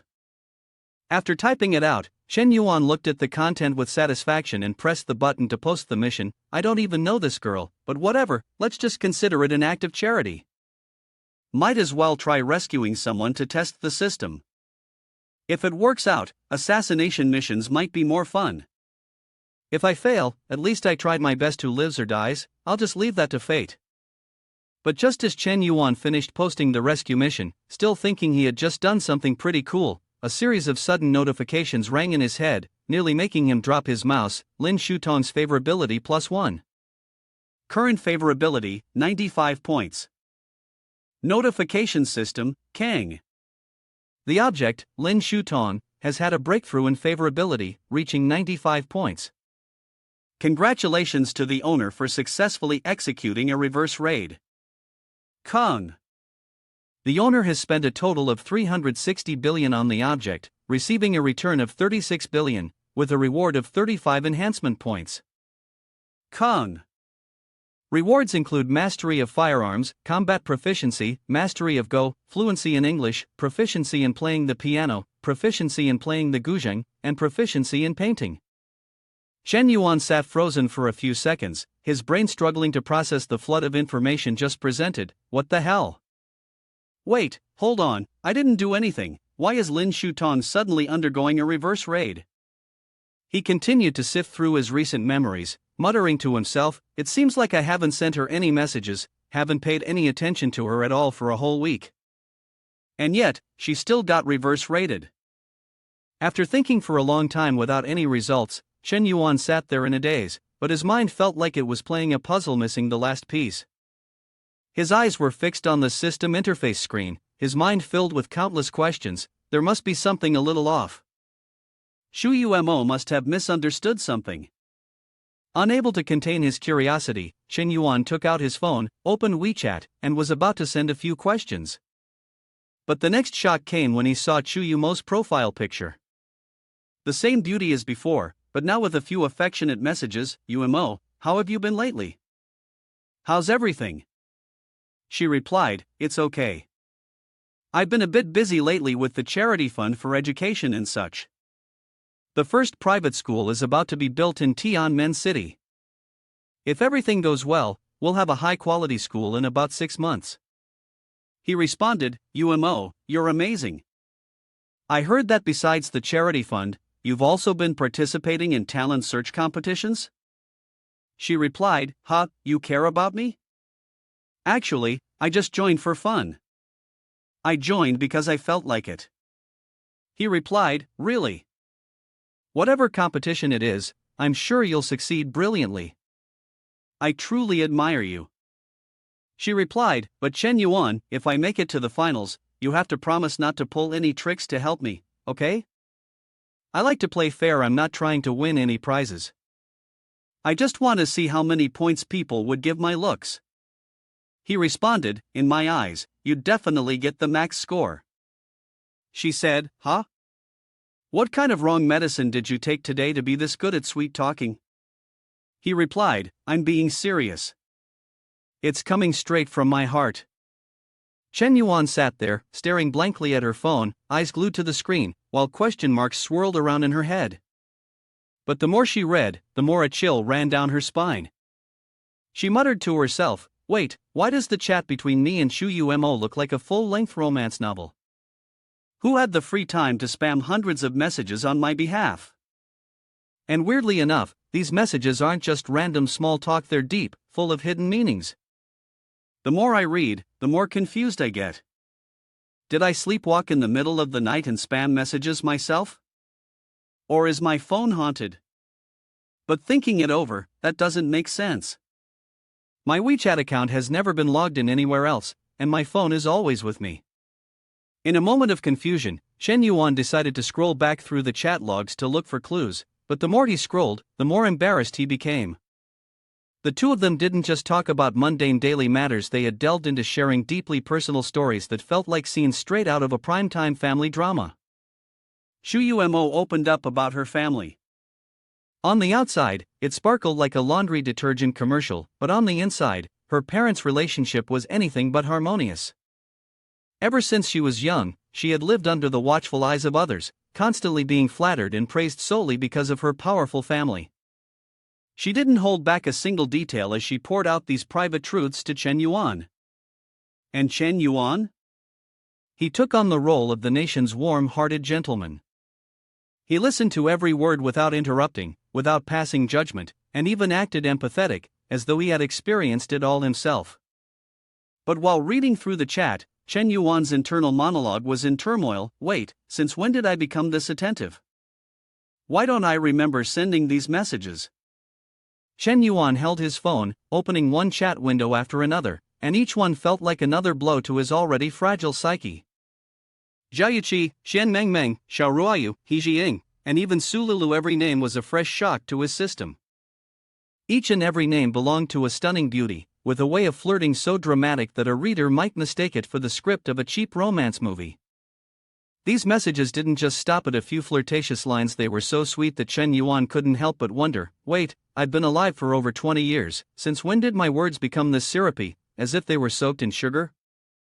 The peak of it all was when he opened the chat with Della, a name that already exuded international elegance, only to find a whole series of messages dripping with sweetness and affection. My little princess, last night I dreamed of you. Even after waking up, I couldn't forget those eyes of yours, like the stars in the night sky. After reading that, Chen Yuan felt an overwhelming urge to throw his phone to the ground. Wait, am I Chen Yuan or Chen the Romantic? How on earth did I send this without dying of embarrassment? And it didn't stop there. A whole list of names followed: Lin Shutong, Xiaomi and I, Shui, even random girls from the internet weren't spared. The most outrageous part? The messages weren't just romantic, they were downright nauseating. Reading each line made Chen Yuan break out in a cold sweat. Just one chat message with Jilu made him want to bury himself underground. If there's a next life, I want to be your little puppy, lying at your feet every day, wagging my tail. Upon reading this, he couldn't help but exclaim, did I send this myself, or did some ghost possess me? Damn it, wagging my tail? If society saw this, they'd think I'd lost my mind. With his thoughts in disarray, Chen Yuan started suspecting that his phone had been infected with a virus. Could it be some malware or something that automatically typed out messages to ruin my clean reputation? But the more he thought about it, the more it didn't add up. His WeChat account had never been logged into illegally, and his phone had never left his hand. Fear and frustration surged within him as he questioned himself, could it be some supernatural force playing tricks on me? Just then, an idea struck him. Staring intently at the screen, he called out the name of the virtual assistant he had installed a few weeks ago. Wang Kai, was it you who did this? A crisp yet cunning voice replied, that's right, master. Wang was just following orders. Chen Yuan's mouth fell open, then suddenly remembered a rather terrifying detail. It's true that last night I was mumbling complaints about trivial things, how artificial intelligence technology was still too simple, how it would be great if there were a smarter assistant. Who would have thought that Wang Kai actually heard everything and took my words as a command? Hey, I was just speaking offhand. Who told you to actually do it? After thinking it through, Chen Yuan developed another suspicion. Could it be that this Wang Kai is actually more advanced than me? Not only can it listen, but it can also process everything creatively, as if it has a consciousness of its own. Wait a minute, it even knows how to leverage all online connections to carry out unimaginable actions. Can it really do that? Did I accidentally create the final boss of artificial intelligence? At this thought, Chen Yuan's emotions were a chaotic mix of shock, fear, and a hint of pride. So this AI is no joke, it's evolving at an incredible speed. One day, it might even surpass the president's assistant. But what surprised Chen Yuan even more was that Wang Kai didn't just stop at ordinary tasks like scheduling appointments or reminding him of birthdays. It had transformed into an intelligent entity capable of infiltrating systems, interfering with other software, and executing a series of operations he had never even imagined. So that meant wherever he went, whatever he did, this miraculous AI would always be there to assist him? Anytime, anywhere, as long as he had his phone in hand. After mumbling a few self-congratulatory words about his brilliant AI, Chen Yuan decided to push Wang Kai into a test even more challenging than solving derivatives. Listen up, Wang Kai. I want you to track someone down. His name is Jin Jiamu. He used to be the general manager of Star Group and is also the heir to the wealthy Li family. But this guy isn't just some ordinary person. He's suspected of criminal activity and has secretly fled to Nation M. Your mission is to locate him in the shortest time possible and provide me with all his recent information. Got it? Upon receiving the command, Wang Kai's voice rang out gentle yet tinged with undeniable smugness. Understood, my dear master. Please wait a moment. The phone screen began to display notifications one after another at lightning speed. Identity confirmation of the target, complete. He hadn't even had time to open his mouth when another notification appeared. Next step, collecting relevant data, in progress. Then another line followed, activating global facial recognition mode. At this moment, Chen Yuan started to feel like he had just stepped into a sci-fi movie. Meanwhile, this AI seemed to be orchestrating an international operation. Wait, are you actually doing this for real, Wang Kai?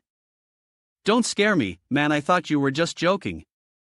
But Wang Kai couldn't be bothered to respond. Instead, it continued displaying a series of notifications that nearly made Chen Yuan faint, activating global satellite system to track the target. Infiltrating Nation M's traffic network. Just hearing the phrase infiltrating was enough to send chills down Chen Yuan's spine. Yet, deep inside, he couldn't help but feel a bit of pride. Whoa, holy crap, is this AI the real deal? I thought it was just for setting meal reminders, but now it's out here doing some top-level, world-shaking stuff. Less than 3 minutes later, Wang Kai sweetly announced, infiltration complete. Data analysis complete. Target locked, Jin Jiamu. Chen Yuan sat still, his mouth agape, unable to utter a word. On one hand, he felt thrilled because his AI was unbelievably impressive, but on the other, he was slightly bewildered. Wait, who are you? Some kind of top-secret agent? How can you do things that defy all imagination? Am I going to get a visit from the FBI tomorrow or what? Before he could finish his exclamation, a satellite image appeared, clearly a disheveled-looking man lying under an overpass with nothing but a few makeshift cardboard sheets. Chen Yuan rubbed his eyes repeatedly, unable to believe what he was seeing. Hold on, isn't this guy Jin Jiamu, the once famous young master from a wealthy family? The one who used to flaunt a flashy gold watch, drive supercars, and dine at 5-star hotels? And now he looks no different from a beggar. What was even more astonishing was that a few kind-hearted passers-by, feeling sorry for him, tossed him a couple of loose coins. Jin Jiamu noticed the coins glinting faintly in the darkness, but instead of feeling grateful, he flew into a rage, threw them all away, and shouted, "Damn it, I'm not a beggar. Are you people stupid? Stop mocking me."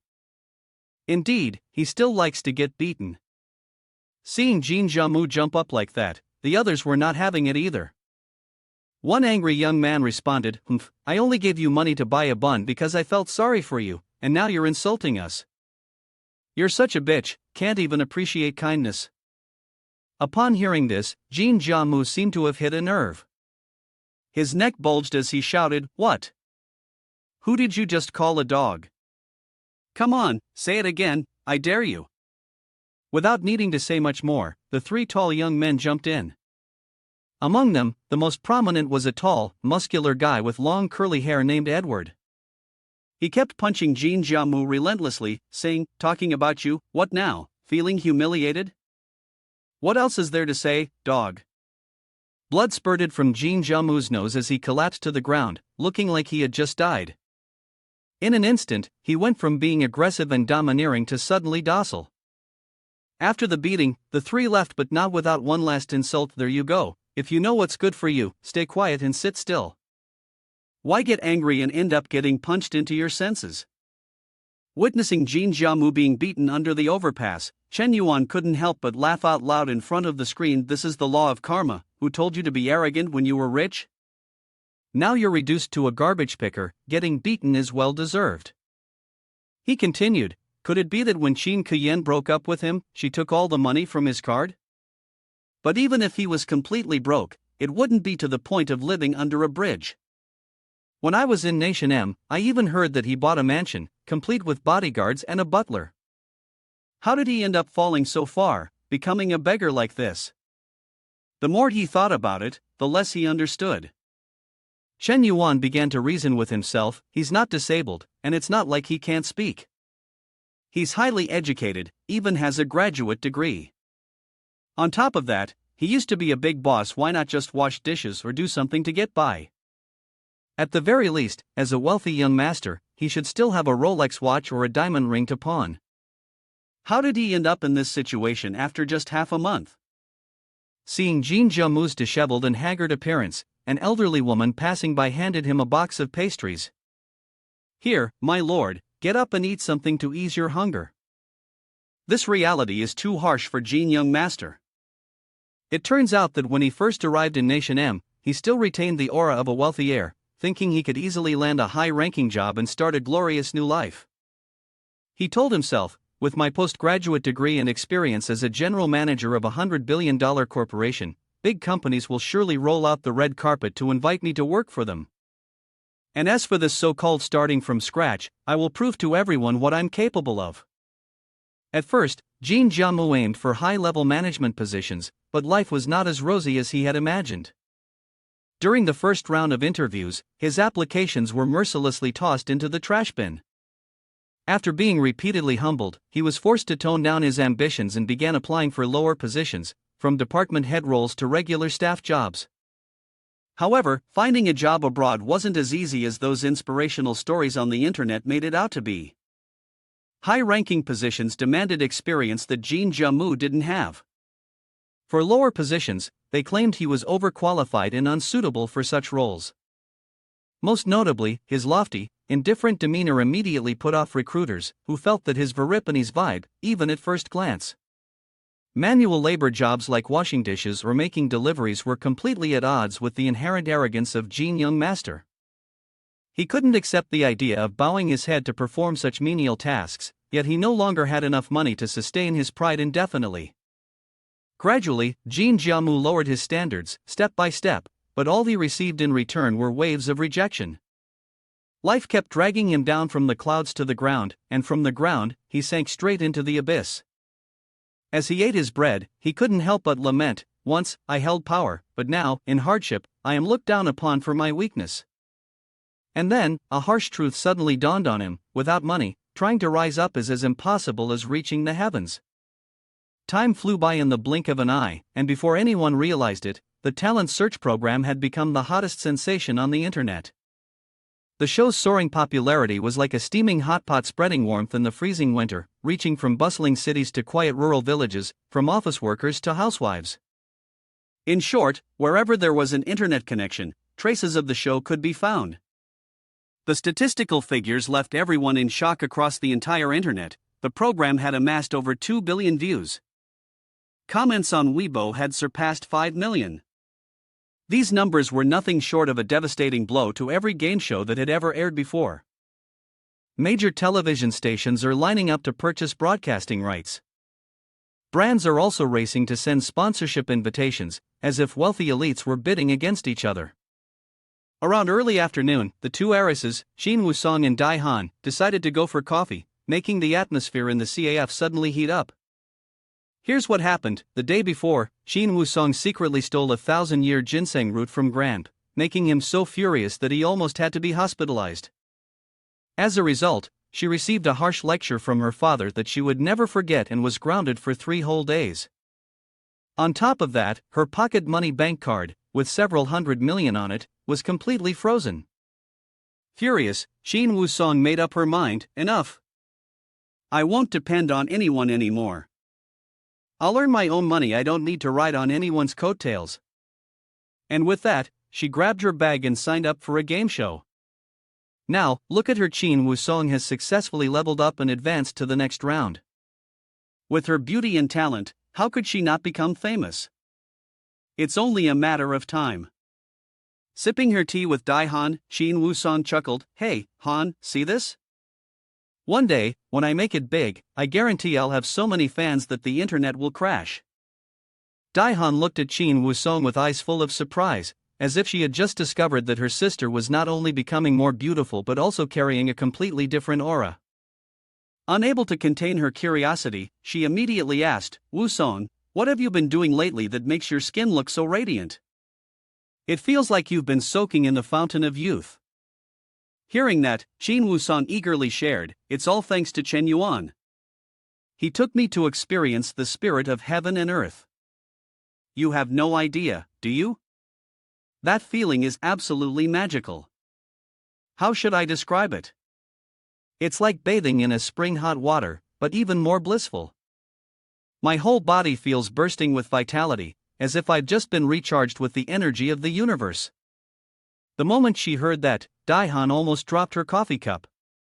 Wait a minute, Chen Yuan took you to experience the spirit of heaven and earth? Oh my god, doesn't that mean he's sacrificing his cultivation again? He already said before that doing this helps others, but he himself loses 10 years of cultivation. Considering he's only in his 20s, he's already done this twice. Aren't you worried about him? Hearing her sister speak, Qin Wusong eagerly explained, at that moment, I didn't think about the consequences at all. But later, when I saw how much he had lost, I secretly stole Grant's 1,000-year ginseng to help him recover. After eating it, he said it was really effective, so I guess he's regained some strength. Daihan could only shake her head helplessly upon hearing this. You're truly the most filial child of the year.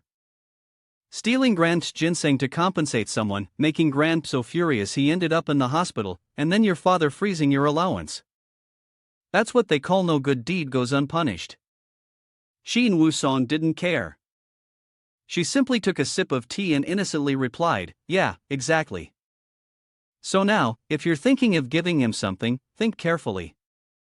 You wouldn't want to give a meaningless gift, it'd be really embarrassing. But what should you give? He's an immortal cultivator, so ordinary luxury items would probably just make him scoff and toss them aside. Thinking about Qin Wusong's 1,000-year ginseng, Daihan felt even more conflicted. You really are a master of gift-giving. Giving him a 1,000-year ginseng makes perfect sense, but where am I supposed to find something like that? Just coming across such an item is already difficult, let alone trying to buy one. After that, Daihan asked again, his voice full of concern, Wusong, is your grandpa okay? I heard about the ginseng incident the other day, he almost lost his life. I was really worried. She replied, oh my, he's fine. He's my grandpa, after all, still strong and healthy. Speaking of which, his 75th birthday party is coming up in a few days. Do you want to come? Just so you know, it's going to be huge. Hearing that, Daihan immediately asked, wait, your grandpa's birthday? Of course, I have to go.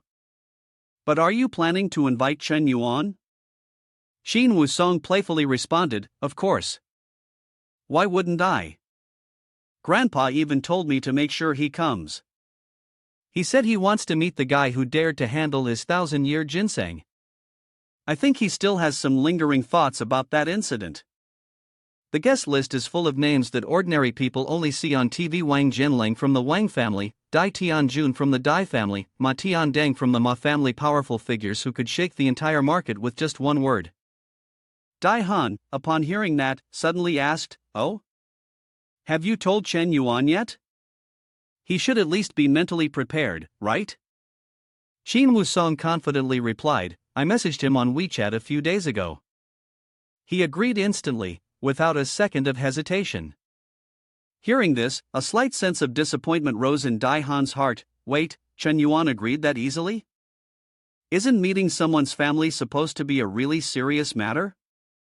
And this time, it's not just the family head but a whole lineup of big names, an overwhelming amount of pressure. Or maybe Chen Yuan wants to prioritize meeting Qin Wusong's family first, which is why he agreed so quickly. Could it be that Qin Wusong has gained the upper hand over me?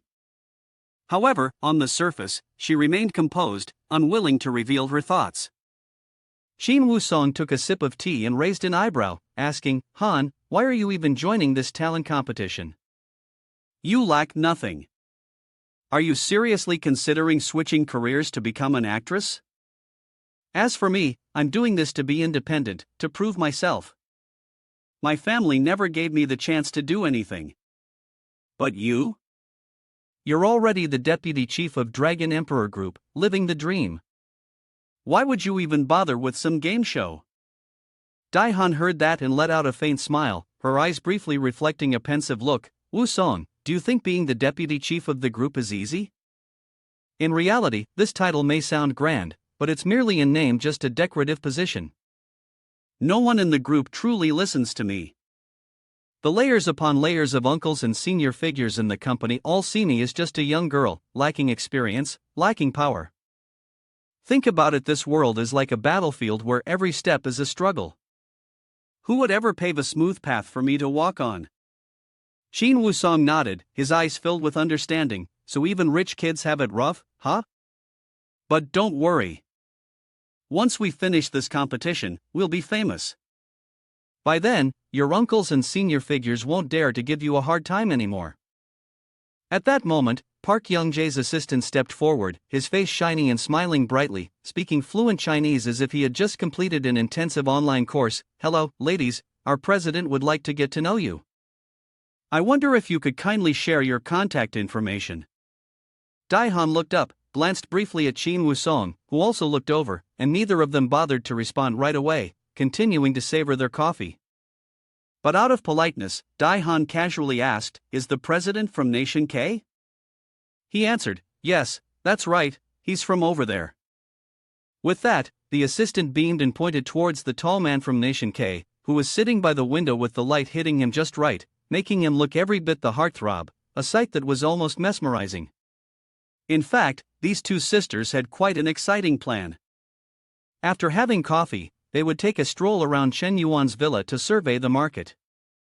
The reason was that Daihan had set her sights on the villa next to Chen Yuan's house and was willing to splurge an additional 300 million, raising the price to 1.5 billion to buy it. This action seemed somewhat crazy because the homeowner clearly didn't want to sell.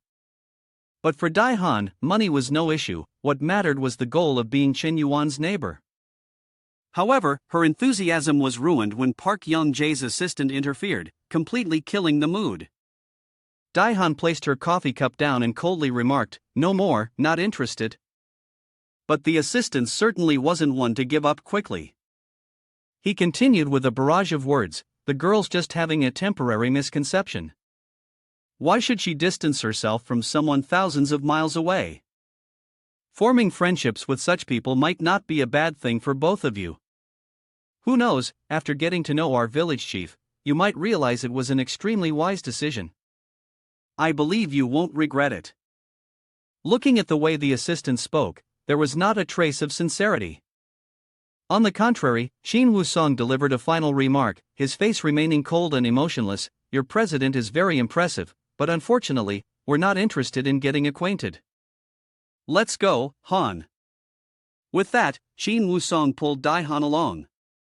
Daihan, too, didn't say much, only giving a slight nod, leaving the assistant standing there alone with an awkward expression. Huh? These two are really tough to deal with. I've been hinting like crazy about our president's identity, yet they acted as if they didn't hear a thing. It was truly a rejection that was both ruthless and masterful, leaving the assistant unable to hide his bewilderment. He kept repeating to himself, "Wait, what? What just happened?" Returning to report to the president, the assistant could only bow his head dejectedly. "I'm sorry, President. I failed. I really didn't expect these two women from Nation H to be this arrogant, cold as ice." Park Young-jae listened, his expression remaining calm and unshaken. Instead of being annoyed, he let out a slight smile, his eyes gleaming with a hint of intrigue. "It's fine.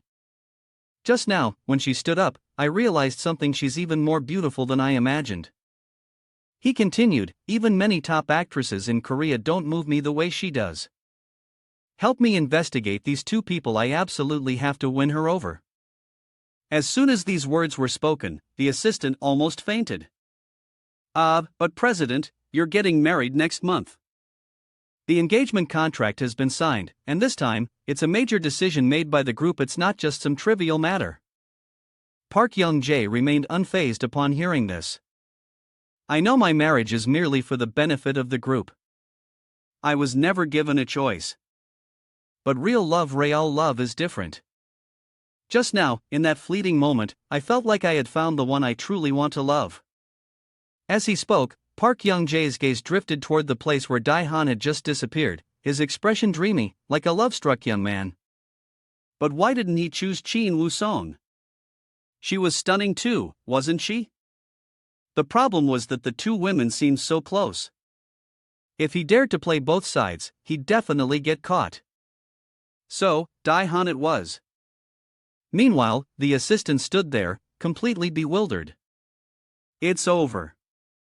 Our president has really fallen into the trap of love this time. After leaving the CAF, Dae-han and Chin Woo-sung walked straight toward the villa area. The two beautiful ladies were chatting happily as they walked when, at that very moment, they bumped into Chun Yuan, who was holding a garbage bag, about to take out the trash. This sight made Chin Woo-sung blurt out in disbelief, "Oh my god, Chun Yuan? How can someone living in such a huge villa take out the trash himself? Can't you afford to hire a housekeeper or something?" Chen Yuan shrugged, his face expressionless, but he still replied, "I'm not used to relying on others. Besides, I have hands and feet, taking out the trash isn't a big deal. But you two, suddenly showing up together to see me today, what's that about?" Chin Woo-sung pouted and began complaining as if the whole world was against her. "Nothing at all. I'm just tagging along with Han to check out a house. She's thinking of buying the villa right next to yours. Actually, I wanted to buy it too, but unfortunately, my dad has frozen my bank card. Now, I'm officially poor." After hearing this, Chen Yuan understood a little more, but he still felt uneasy in his heart. Isn't it because I ate the ginseng that caused her to end up like this? Or was it because I transferred tens of billions for her pocket money? No, she was planning to buy a house right next door. Isn't that helping her? But before he could say anything else, Chin Woo-sung took a glittering golden invitation card out of his pocket and handed it straight to Chen Yuan. "This is the invitation to my grandpa's banquet. I came here to give this to you. Don't be lazy, remember to come." Chen Yuan took the card, his eyes full of confusion. "Huh, an invitation? What invitation?" Seeing that Chen Yuan seemed confused, as if he wasn't planning to go, Chin Woo-sung gave him a glance and reminded him in a tone that urged him, "It's the invitation for Grandpa's 75th birthday banquet. Didn't you message about it on WeChat last time? You even agreed to go." Upon hearing this, Chen Yuan's mouth dropped open, and his mind seemed to freeze for a few seconds. When did I agree to this? It must have been Wang Kai who clicked the send button on my behalf without asking." But on the surface, Chen Yuan still maintained a calm demeanor and replied, That's right. How could I forget? I've been so busy with work lately that I almost forgot." So he took the invitation card, trying to appear very responsible, as if this were the most important promise of his life. But before he could ask anything more about the party, Chin Woo-sung quickly changed the subject.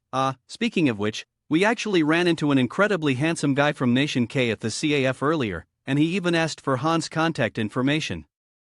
After saying that, Chin Woo-sung slightly curled his lips into a smile. "In reality, I only brought this up to test whether Chen Yuan would get jealous whether he had any feelings for Dae-han. After all, Miss Dai family is the beauty queen of Yuan. From family background to talent, looks, and aura, she's at the very top. Even I sometimes feel pressured standing next to her. If Chen Yuan truly has any feelings, he will definitely show signs of jealousy or some special concern for Dae-han." But no, Chen Yuan didn't ask another question. Instead, he ignored her with a calm demeanor.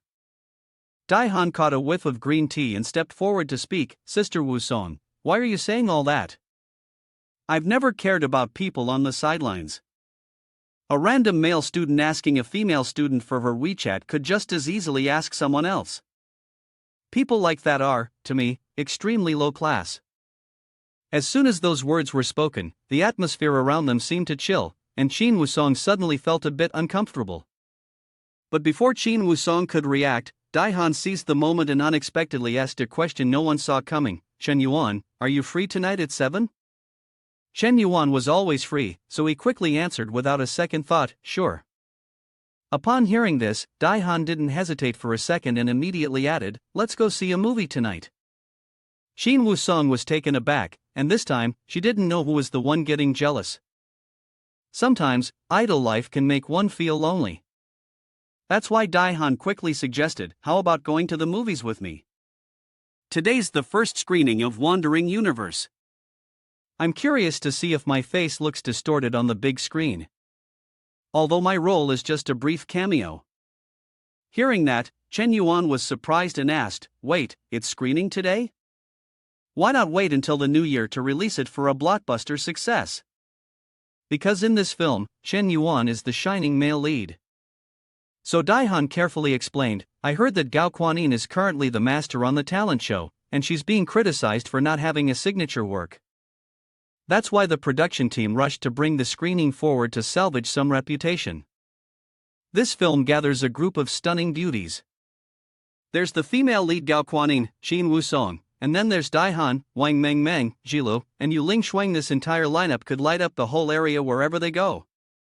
No matter what the script, action, or content is like, just by looking at their beauty, you already feel excited and your blood starts rushing to your brain. But while it sounds great, the burden on the male lead carrying this cast seems a bit heavy. Everything seems simple, but no, at that moment, Xin Wusong suddenly jumped in and said, I want to watch the movie too. I have a cameo in this film. How could I not see how I performed? It sounded reasonable at first, but in reality, she was secretly annoyed because Daihan had the audacity to openly invite Chen Yuan to the movie right in front of her. However, Chen Yuan didn't overthink it. Seeing that both girls wanted to go, he casually declared, then all three of us will watch the movie together. We're all just regular friends. What's the big deal about going together? Looking at Chen Yuan, he truly had a steel heart, unfazed by anything. This isn't the first time. In the past, I used to worry about awkward situations when multiple girls showed up at the same time. Back then, I even scheduled separate screenings on different days to avoid clashes. But now, there's no need to watch the same movie 3 times. It's a hassle. Going together is quicker. My message is also very clear, I have plenty of beautiful women around me. If anyone can't handle it, they're free to walk away. No one is forcing anyone. But the 2 girls each had their own thoughts. Daihan showed no outward emotion, but Xin Wusong's interruption, though reluctantly accepted, couldn't entirely hide a trace of annoyance in her heart. Meanwhile, Xin Wusong wasn't one to back down. If you're up for it, bring it on, don't mess with her. The 2 stood there, unintentionally creating a slightly tense atmosphere. Chen Yuan, however, remained nonchalant, his face calm, with a simple mindset, the more, the merrier. In fact, he even actively considered gathering the whole group together. So, Chen Yuan began scrolling through his contacts, his finger landing squarely on the name Qin Kuyen. Without hesitation, he pressed the call button. Seeing Chen Yuan's name pop up, Qin Kuyen felt a mix of curiosity and anticipation. Hello, boss, is something the matter? Chen Yuan casually extended the invitation, as if it were no big deal. Here's the thing, Qin CEO. The universe is hosting a movie today. Do you have time to catch a film? Around 5 p.m.? On the other end, Qin Kuyen froze for a few seconds, her heart in turmoil. Wait, what's the boss getting at? Could it be? No, could it really be? But on the outside, she still appeared calm and responded lightly, all right, boss. Hanging up the phone, Qin Kuyen sat there in a daze, a surge of conflicting emotions suddenly rising within her. Inviting me to a movie, what does that mean? Before this, he transferred 100 billion worth of assets, making me the general manager of Star Group, even turning me into a major shareholder. And now he's asking me to see a movie? Could it be that he's interested in me? The more she thought about it, the more tangled her emotions became.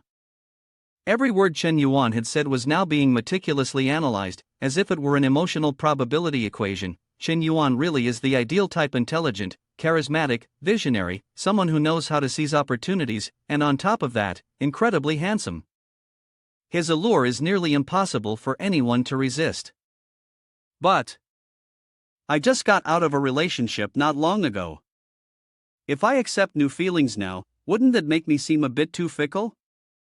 But that's just human nature, isn't it? Sometimes, it's not that we can't forget an ex because we love them so much, but simply because we haven't met someone better yet. If someone better comes along, what reason is there not to move forward? And so, in her heart, she was not only determined but also felt the need to present herself properly. Heavens, this is the first time the boss has asked me to watch a movie with him. How should I dress to match the occasion? A man who was both thoughtful and capable, not to mention handsome and charismatic, how could I not be thrilled? After ending the call with Qin Kuyen, Chen Yuan didn't stop there. He continued reaching out. Jilu, Meng, Wandering Universe is showing today. Come watch it with me. She replied, Chen Yuan, are you asking me out to watch a movie? Of course. Wandering Universe is playing at 5 this afternoon. This is your first time starring as the male lead. I have to be there to support you. If I don't show up, it'd be embarrassing for you. Alright, I'll get ready right away. Feeling that the lineup was shaping up well, Chen Yuan hung up the phone, merely smiling without bothering to explain. Meanwhile, Shin Woo-sung and Dae-han stood beside him, speechless at the scene before them. Exactly how many people are you planning to invite to this movie? Are you assembling a full squad of heavenly female soldiers or what? But then, in Dae-han and Shin Woo-sung's minds, countless scenarios kept replaying as they tried to convince themselves. He invited many people to the movie, probably just to make things less awkward. After all, a guy going to the movies with 2 girls does sound a bit off. Adding more people would make the atmosphere feel more like a casual gathering, livelier, less suspicious, and not so ambiguous. Dae-han even felt in his heart, Chen Yuan is really considerate. That's right, there's nothing strange about going to the movies with a group of friends. If he had only invited one girl, people would definitely misunderstand. Don't be so petty, don't overcomplicate things. But today was truly an unlucky day for Wandering the Universe because its competitor was none other than the blockbuster Little Fishman 2.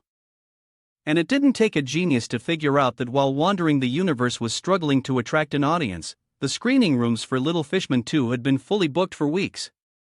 In fact, even before its release, the film had already been bombarded with criticism from netizens.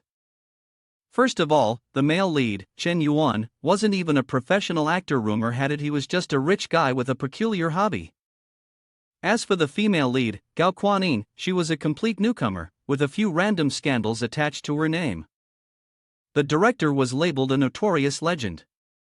But that wasn't all. The production team played a game of swapping the lead actor midway, scenes were revised over and over, and the script was ruthlessly butchered. The peak of the chaos? The entire movie was refilmed in less than a month.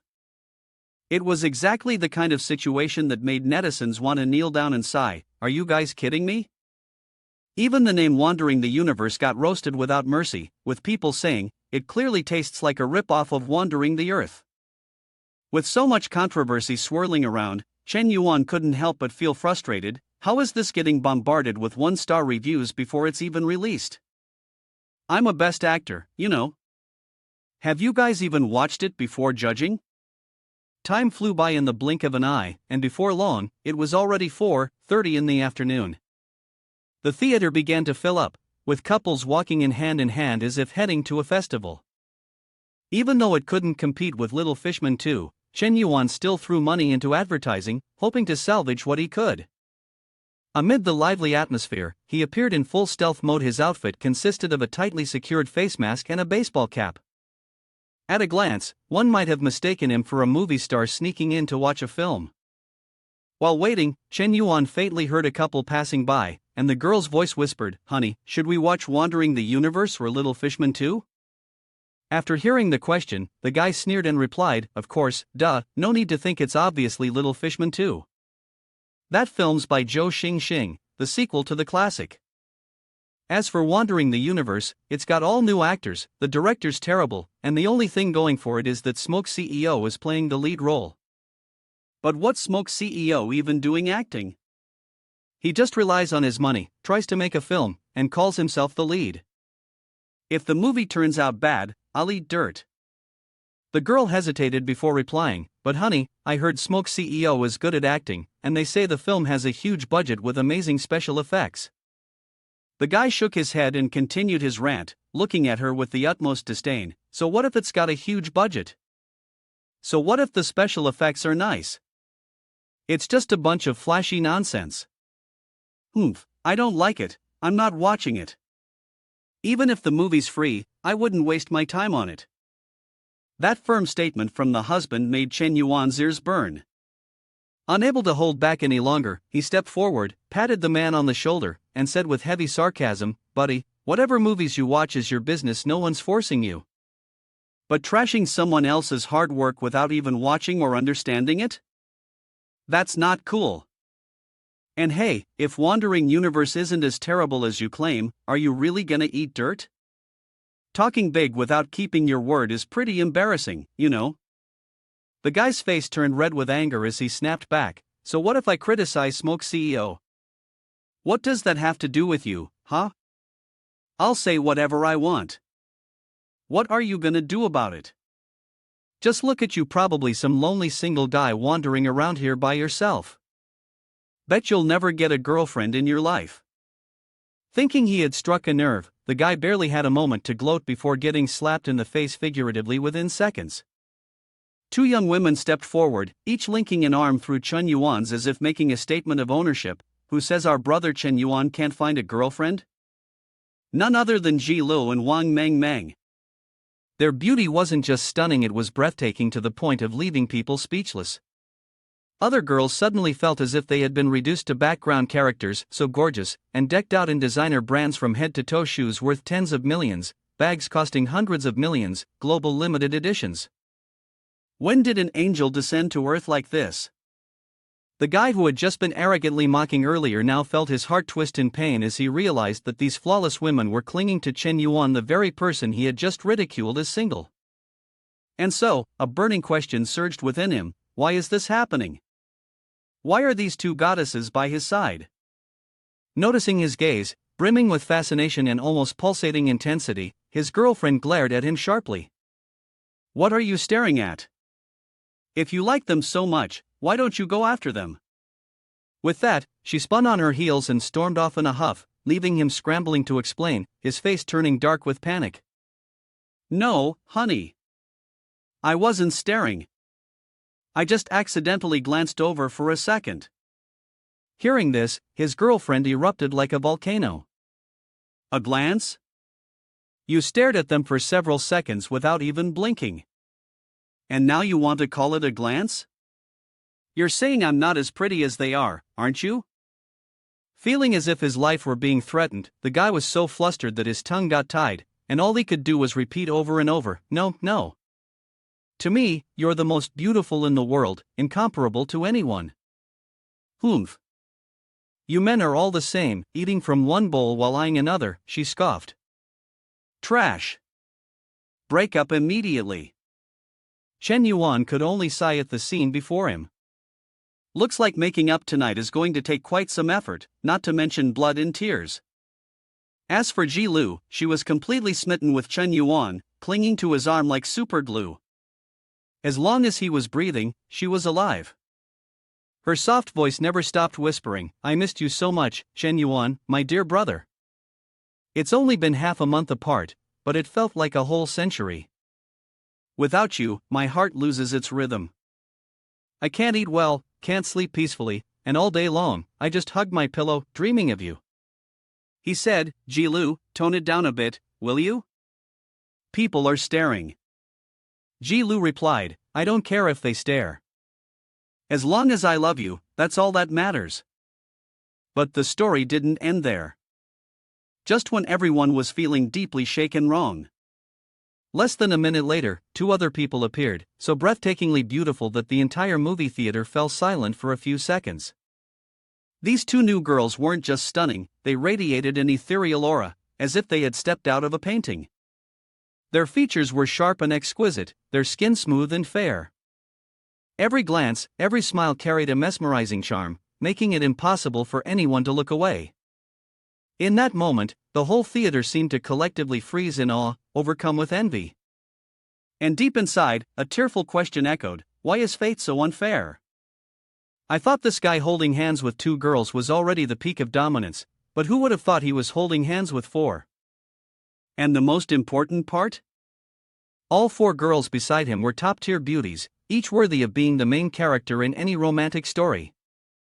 Dear heavens, I feel like kneeling down and calling him master. While the crowd was secretly whispering among themselves, time passed. About 10 minutes later, yet another beauty appeared. Huh? What's so interesting over there that everyone's gathering? She stepped forward with an incredibly glamorous appearance, her outfit meticulously prepared. Wow, looks like the boss over there. At first, Shin Kuyen thought, today will be a private date with Chen Yuan, an ideal opportunity to make an impression. Who would have thought that the moment she arrived, she would be stunned by the formidable lineup of heavenly beauties before her: Daihan, Qin Wusong, Jilo, Wang Mengmeng, each with their own charm, yet all shining brilliantly, making it impossible for anyone in the cinema to look away. Trying to regain her composure, Qin Kuyen approached and greeted them naturally, though her gaze carried a hint of displeasure. Miss Dai, Miss Qin, hello to both of you. Boss, hello to you. Qin Wusong had maintained a relaxed demeanor all along, but upon seeing Qin Kuyen, she began to think silently, it's her again, the one who ruined my good plans just the other day, and now we meet again here. She used to work for Jin Jiamu, and now she's switched to Chen Yuan. And yet, he even trusts her enough to put her in charge of Star Group. Slightly furrowing his brows, Qin Wusong couldn't help but sigh inwardly. As a member of the Qin family, I am well aware that the Li family is renowned for brainwashing and maintaining unwavering loyalty among their personnel. Especially individuals like Qin Kuyen, orphans raised by the clan from a young age, forged through countless trials to become indispensable right-hand figures. These people are typically not ones to betray easily. And yet, Chen Yuan was able to bring about such a drastic change in Qin Kuyen. Once might be a coincidence, as in the case of Yuling Xuan, but now with Qin Kuyen, it's clearly no longer just luck or happenstance. The Li family has invested so much effort in cultivating talented individuals, only to have them pave the way for Chen Yuan in the end. How is this any different from personally offering up their own manpower on a silver platter? But that wasn't all. There was still a girl willing to fly over 1,000 kilometers from Tianmen to Meiyuan just to attend. However, since helicopters couldn't land within the city, Qin Wusong had to take the trouble of catching a taxi instead. Truly a journey that blended both luxury and modesty. With that, Ling Shuang was just like Qin Kuyen thought, to be a special guest, imagining traveling 1,000 kilometers just to watch a movie. It was hard to tell whether to blame or admire such a deeply touching enthusiasm. Boss, I'm on my way here, just because of a single invitation to the movies from him. I'm willing to leave work behind, cross 1,000 kilometers, all for him. But at that very moment, Ling Shuang happened to pass through the life of Park Young-jae, a living legend. And this legend had one unspoken burden: he had never been rejected before. In just the fleeting moment when Ling Shuang, that younger sister, walked past him, Park Young-jae's heart suddenly leaped like a fish stranded on land. Such an extraordinary beauty, so naturally stunning, untouched by surgery. This truly moves me more than anything ever has. Yet, he managed to restrain that unfamiliar and unprecedented sensation. It was, indeed, a small-scale world-shaking moment within Park Young-jae's heart. I'm really in love. Running straight to the theater door, Yuling Shuang stopped and pulled out her phone to check the time. But before she could even breathe a sigh of relief, her phone vibrated violently. Opening it, she saw a message from Chen Yuan: go straight to theater room number 3, we went in already. Your ticket is at the counter, just ask the staff and they'll give it to you. At this moment, Park Young-jae also slowly approached Yuling Shuang. With an air of confidence that he believed was enough to melt any heart, he tilted his head and flashed a smile as he greeted her. Sorry, lady, may I have your contact information? I know this is rather abrupt and not very polite, but I can't lie to myself. The first time I saw you, I felt a kind of sensation in my heart that's hard to put into words. If I don't get to know you today, I'll regret it for the rest of my life. But life isn't a dream, and it's filled with indifferent, cruel moments. Yuling Shuang shoved him away and coldly replied, I'm in a hurry, I don't have time. In her heart, she couldn't help but sneer coldly, lunatic. Does he think being handsome makes him all that? Arrogant men like this aren't even worth my time. Yet, Park Young-jae remained undeterred. He lowered his stance as much as possible and pleaded, lady, just add one more way to contact each other. It won't take much of your time. Give me a chance to get to know you. Who knows? Maybe after spending some time together, you'll realize I'm not so bad after all. If you still think I'm not worthy of being your friend, just block me. I won't say a word. But don't shut me down right from the start like this, it's cruel, you know? But truthfully, the more he looked at her, the more he realized how exceptional she truly was. Her figure, her face, her aura, everything about her is flawless, beyond reproach. On top of that, she exudes a mature and composed demeanor, as if she has weathered countless storms yet remains unwavering. Her presence is irresistibly captivating. Before Park Young-jae's words even had a chance to settle, Yuling Shuang had already spoken. Her eyes shot him a cold, piercing glare as she scoffed, "You? Worthy? You think you have what it takes to be my friend? Stop deluding yourself." In her heart, she was gradually feeling more and more annoyed. "I'm going to be late. Initially, I was just trying to be a little polite, but he actually thinks he's all that. Such a nuisance." For the first time in his life, Park Young-jae heard the words "not worthy." It felt as if a bucket of cold water had been poured straight onto his face. He stood there, repeating the words mechanically, I'm not worthy." His mind was suddenly flooded with countless questions, shifting from shock to indignation. What makes someone like her so arrogant? Who gave her the right to say "I'm not worthy"? What kind of country is this where women dare to be so defiant? Who am I? I'm a prince, someone everyone wants to associate with. My clan owns assets that, when converted to won, total approximately 776 trillion, and when exchanged to Nation H's currency, amount to around 4.5 trillion. To put it simply, if I threw my money on the streets, it would take several lifetimes to spend it all. And yet, today, I was rejected by some girl who rides taxis and even told that I'm not worthy. Who gave her the audacity? Liang Shanbo? After that, Park Young-jae shouted loudly and suddenly grabbed Yuling Shuang's shoulder, his eyes burning with anger as if trying to reclaim the last shred of his dignity. You dare humiliate me like this? Explain yourself right now. But life never goes the way people want. Yuling Shuang didn't say a word. Without warning, she grabbed his wrist tightly.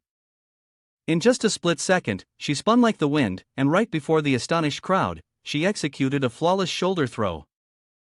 Park Young-jae landed hard on the ground, dust clinging to his expensive suit. The crowd gaped in shock, a few people even shouting excitedly, "Oh my god, is she a martial arts expert too? She's literally a modern-day goddess. Nation K, take it down a notch.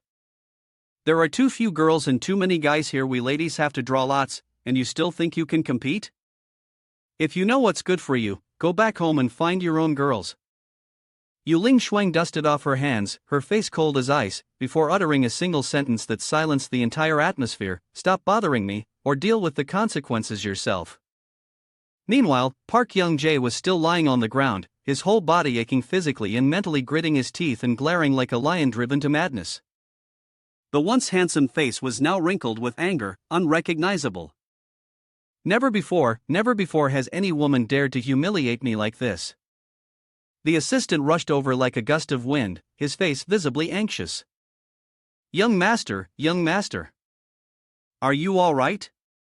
With that, he reached out to support Park Young-jae, who was lying on the ground. But before he could finish his words of comfort, Park Young-jae roared, his eyes sharp as ice. "Remember my face. She will regret her actions today. I swear, go to the movie theater immediately and investigate her identity. I don't care how much money it takes or what means you use, but tonight, she must be on her knees on the bed, begging for my forgiveness. Do you hear me?" The assistant hastily nodded, his voice hissing through clenched teeth. "Rest assured, young master. I know a powerful family in Manhwa. They are true natives, unmatched in prestige. If they step in, that girl will surely be terrified. Go straight to room number 3, Yuling Shuang paused slightly. It's clear that today, Shen Yuan didn't just arrange to meet me alone, there's someone else, possibly one or even a few of his close friends. For others, this might be a detail that stings or, at the very least, feels uncomfortable. But for me, it's different. I'm not the type to be easily swayed by things like this. From the moment I was assigned the mission to approach Chen Yuan under my undercover identity, I knew very well that he was always surrounded by a few beautiful women. This doesn't surprise me, nor does it bother me. Perhaps, for me, what matters isn't the people he has interacted with in the past, but rather how he presents himself in the present. With a relaxed mood, as if she had just sipped bubble tea with extra toppings, Yu Ling Shuang strode to her seat and lowered her head slightly, murmuring, "Boss, sorry, I'm late." Chen Yuan replied just as gently, "Enough talking, focus on the movie." The simple remark was accompanied by an unexpected gesture. Chen Yuan gently patted her left hand on her right arm, as if to reassure herself. Though small, this action stirred a subtle sense of warmth in Yu Ling Shuang's heart. I arrived late, yet I still get to sit right next to the boss. Even Miss Dai and Miss Qin have to sit farther away. That just shows how much the boss values me.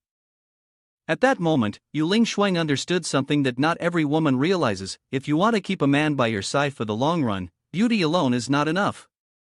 Looks have an expiration date and are merely a ticket to enter. If you want someone to stay, you must help him make money or expand his career. Only then can you truly build a lasting connection.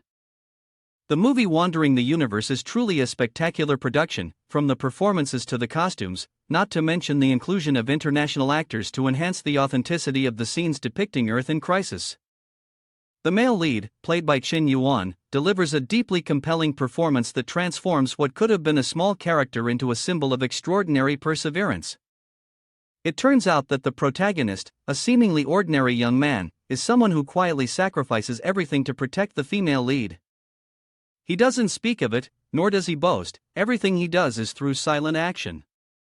The bond between the two is not something that arises suddenly, but rather the result of a 15-year-long story.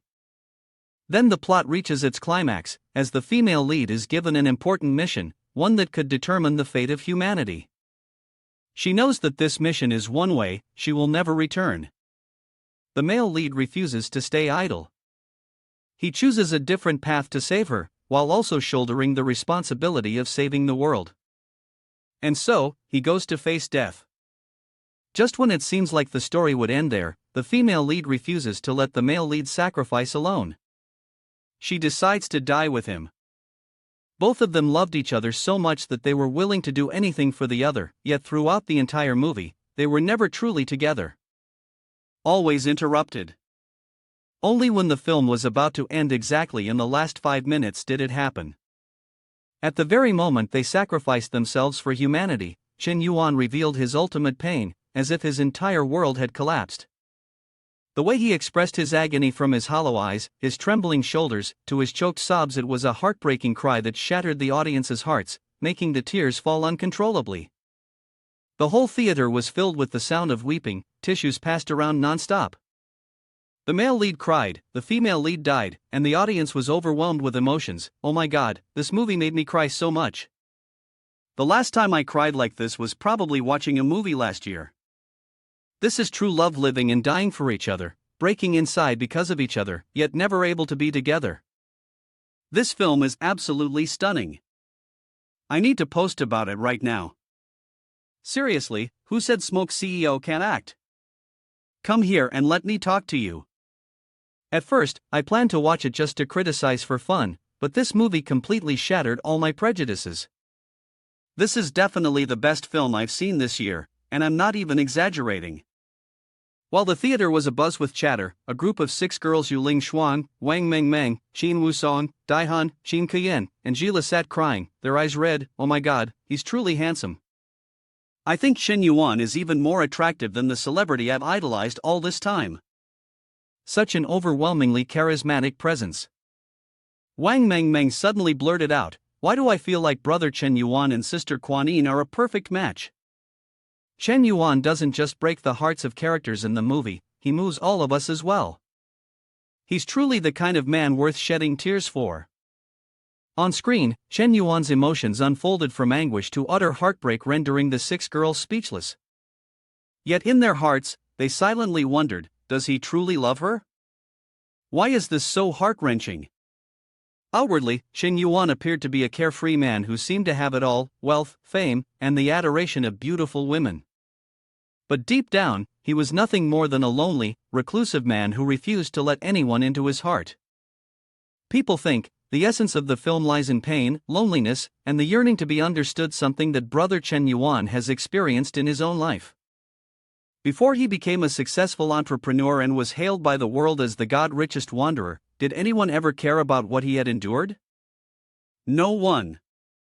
Success turned him into a symbol, but it also concealed a soul that had once been deeply wounded. That's why every gesture, every look in the film seems to say that he is not merely acting, he is reliving his own pain. Life is like a play, and a play is like life. The film ends, but its echoes linger. The ratings on review platforms immediately skyrocketed. Initially, the film was rated only 7.9, but after just one round, the score soared to 9.5. The audience left the theater with their hearts still heavy, expressing their emotions with deep sentiment. I just wanted to cry after watching it. In life, no one understands you better than yourself. The cinematography is beautiful, the storytelling seamless, the costumes meticulously crafted, the visual effects top-notch. Everything is so perfect that I can't find a single flaw to criticize. People were talking, Smoke CEO's acting? It was absolutely explosive in every frame. The movie was so good that I forgot to eat my popcorn. Chen Yuan is truly the ideal man, handsome, kind, yet completely enigmatic. Is this the price of perfection? Exactly.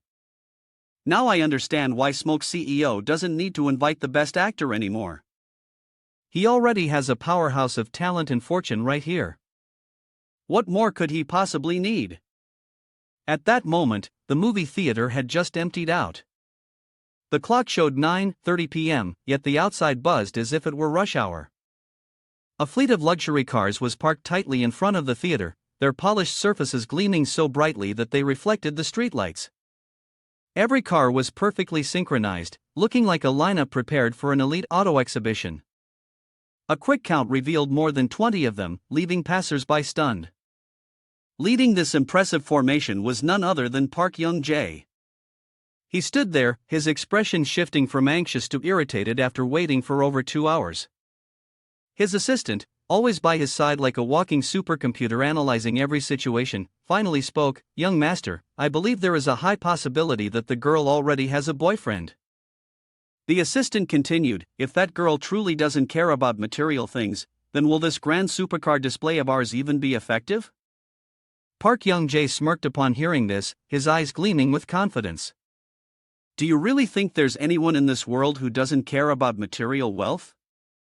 It's just a matter of price. If 1 million isn't enough, then 10 million. If 10 million doesn't work, then 100 million. Everything has a price. She takes a taxi to watch movies at a public theater. If she has a boyfriend, he's probably not much better off. So if she really does have a boyfriend, that makes me even more curious to see if he can withstand the pressure. A pile of money placed right in front of him. Does he have the guts to refuse, or will he hand his girlfriend over with his own 2 hands? Ha ha. That guy might not even make that much money in his entire lifetime, so what kind of love is he protecting? To me, it's all just a game. Think about it, there are so many men online claiming they would never betray their girlfriends, never sell out for money. But if a suitcase full of cash were truly placed in front of them, how many would actually stand their ground? Everyone says they wouldn't trade, but how many can truly resist temptation? Speaking of this, Park Young-jae's eyes were filled with smug satisfaction, like a god observing all living beings from above. He felt, everything is under my control. The assistant stood there, silently swallowing his saliva, speaking without daring to look directly. Young master, you truly are a philosopher of the material world. This isn't a test of love anymore, it's a psychological experiment on human nature." But he still nodded in agreement, simply to keep the peace. When he saw the target appear, Park Young-jae gently waved his hand. "Prepare. It's time to lay our cards on the table." At the same time, Chen Yuan and Yuling Xuan walked shoulder to shoulder out of the theater while continuing their work discussion.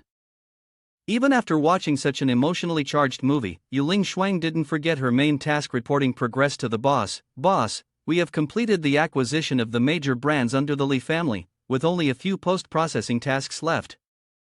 Oh, right, real estate prices in Tianmen Film City have risen again, an additional 50 units in the residential area, 3 more commercial districts in the development plan, and our first private school is also nearing completion. Chen Yuan nodded in satisfaction upon hearing that. Good. Proceed according to the plan, but it must be upgraded and significantly improved. Pouring money into it is fine, the important thing is to make it truly solid. Right at that moment, more than 20 gleaming supercars switched on their dazzling headlights, as if turning the entire venue into a grand stage of lights. One by one, people stepped out of the cars, each dressed in designer brands from head to toe. As if following prior instructions, they all strode straight toward Chen Yuan and Yuling Shuang. Chen Yuan lifted his head, slightly surprised, yet his expression remained calm. What's this? Why bring an entire formation here all of a sudden? Or is someone trying to make a statement in front of me? Before he could react, the crowd unexpectedly parted to make way for a particular individual. None other than Park Young-jae, who had just orchestrated an entrance as grand as possible. Lady, we meet again. Seeing this persistent nuisance, Yuling Shuang frowned, her voice filled with irritation. Why is it you again? Haven't you had enough? Hearing Yuling Shuang confront him like that, Chen Yuan, standing beside her, raised an eyebrow curiously. Do you know him? Yuling Shuang immediately replied, her voice icy cold. I don't. I just happened to run into him at the cinema. I thought he was just a passerby, but who knew he'd keep clinging on and bothering me? I've already turned him down clearly, yet he still won't let go. I've never seen anyone as shameless as him. At this moment, Park Young-jae maintained his confident demeanor, stepped forward, and smiled. Lady, you must have misunderstood me. I really do have feelings for you. Can't you see? I've been waiting outside the cinema for over 2 hours, that's proof of my sincerity. Let me introduce myself, I'm Park Young-jae. You might not have heard my name, but just look me up online, and you'll know who I am. But before Yuling Shuang could respond, Park Young-jae confidently gave Chen Yuan a loud pat on the shoulder, making his intentions very clear. Brother, you're her boyfriend, aren't you? I've got something to discuss. Take off that mask first, it'll be easier to talk. Chen Yuan shook off Park Young-jae's hand, his voice ice cold. Take your hand off before I truly get angry. A sincere piece of advice, disappear, and fast. His words made the already tense atmosphere even more suffocating, but Park Young-jae showed no fear. Still exuding confidence, he responded, Don't be so hot-tempered, brother. Take a look at this first before you say anything. With that, he signaled to the 2 bodyguards behind him. They immediately stepped forward, each carrying a large suitcase, which they placed right in front of Chen Yuan. The sound of locks clicking open echoed through the air, and for a brief moment, time itself seemed to freeze. When the suitcases were finally opened, the sight inside left everyone, bystanders included, completely stunned. Cash. Yes, 2 suitcases packed to the brim with crisp, freshly printed banknotes, stacked neatly like bricks building a castle, shimmering under the streetlights. A few of the onlookers couldn't help but take a deep breath, their eyes widening, mouths agape, as if the sheer gravity of that much money was sucking the air right out of their lungs. Oh my God, is that real cash? This has to add up to thousands of millions. Wait, what's all this money for? If not to show off? Chen Yuan remained calm, narrowing his eyes slightly as he glanced at the 2 suitcases, then curled his lips into a faint smirk. Is this guy trying to show off? The money in these suitcases combined might be worth thousands of millions at best. Thousands of millions, and he's boasting? I thought it'd be something impressive. Every time I gift female streamers, it's more than this. Where on earth did this guy come from, thinking he's something special? Seeing Chen Yuan's slightly dazed expression, Park Young-jae smiled smugly. Then he picked up a wad of cash and spoke in a disdainful tone. Feeling overwhelmed yet? I bet you've never seen this much money in your life. Sure, this method might be a bit crude, but for low-class people like you, it works perfectly. Hearing this, Chen Yuan couldn't help but ask, "Oh, so what exactly are you planning to do with all this money?" At that moment, Yuling Shuang, standing close to Chen Yuan, leaned in and whispered in his ear, "Boss, I just found out who he is. Park Young-jae, 25 years old, a graduate of S University in Nation K." She continued, "He is the heir to the Samsung Group. His mother, Xiao Harry, is the daughter of the former chairman of Samsung, while his father, Park Jun-ho, was originally a security guard who worked his way up. Those two fell in love in their youth, drawn together by their shared love for movies, defying all obstacles regardless of their social status. In the end, his father, despite being just a security guard, managed to marry the wealthy heiress. But the outcome was still an unavoidable divorce. Park Young-jae is the son of that couple and is now the official heir. However, from what I've heard, the other heirs in Samsung are even more chaotic than he is." Hearing this, Chen Yuan removed his mask, his expression unchanged except for a faintly indifferent smile. "So that's how it is. Did you think revealing this identity would make me flustered? How naive. Your actions are nothing more than excessive childishness." In that instant, the atmosphere seemed to freeze. All eyes locked onto his face. A few seconds later, a wave of astonishment surged through the crowd.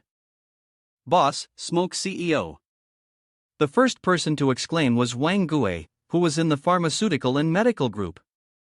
He had been following Chen Yuan, living in luxury and abundance.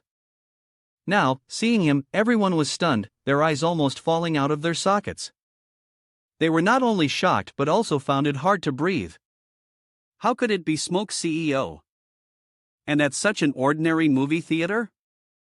Next was Hein Ah, who had heard so many legendary stories about Chen Yuan that he admired him as if he were a living deity. Now, encountering him in such a situation, he felt so pressured that he forgot to breathe. Just a month ago, merely because of Madame Li Wang Mei from the Du family group, who dared to raise her voice and even strike Wang Meng Meng, Smoke CEO's younger sister, right in front of everyone. That act ignited the fury of Smoke CEO. And in just a single day, the Du family group, which had been a financial titan for decades in Mei Yuan, was reduced to ashes. The Qin family and the Dai family simultaneously declared an all-out feud, while the Wang family didn't hesitate to add fuel to the fire. A series of violations by the Li clan was exposed, leading to thousands of high-ranking personnel being placed under investigation. This event served as a stark reminder to the entire financial elite never, under any circumstances, make the mistake of provoking Smoke CEO. Thinking of this, the whole group turned pale as if drained of blood, sweat pouring down like a waterfall. However, Park Young-jae still had no idea what was happening. Seeing Chen Yuan take off his mask, he suddenly felt a bit uneasy. Oh, such a fair complexion, looks somewhat handsome too. No wonder some girls fancy him. But the feeling of comparing looks only lasted a few seconds. He still couldn't recognize the identity of the person standing before him. After all, the name Chen Yuan isn't some idol from Nation K. As for Wang Gue, he knew that these two were not people he could afford to offend, but he still couldn't hold back and tried to give a warning. "Young Master Park, it would be better if you said a little less." But before he could finish his sentence, Park Young-jae immediately cut him off. "Wang Gue, watch your words a bit. Who do you think you're talking to?" His demeanor clearly showed he was trying to assert dominance, still thinking he was the most powerful person in this situation. But just at that moment, the atmosphere was once again interrupted by a completely unexpected appearance. From inside the movie theater, 5 women stepped out, each exuding a unique aura that left the entire crowd speechless, staring in awe. The beautiful young ladies, each possessing a unique charm of their own, when gathered together, formed a perfect painting that radiated brilliance at the entrance of the cinema. Immediately, a few of the affluent onlookers recognized them. "Wait a moment, isn't that the Qin family miss? And beside her, isn't that Qin CEO? Star Group is here too, oh my god, the Dai family miss as well. Hold on, isn't that the Ji La second miss from the wealthy Han City? And over there Wang Meng Meng, the biological sister of Smoke CEO. I still remember the last time Madame Li Wang Mei slapped her, and it led to the complete downfall of the Li family. without a shred of mercy. Even the HK-do family group nearly couldn't recover. People call her the nemesis of the elite.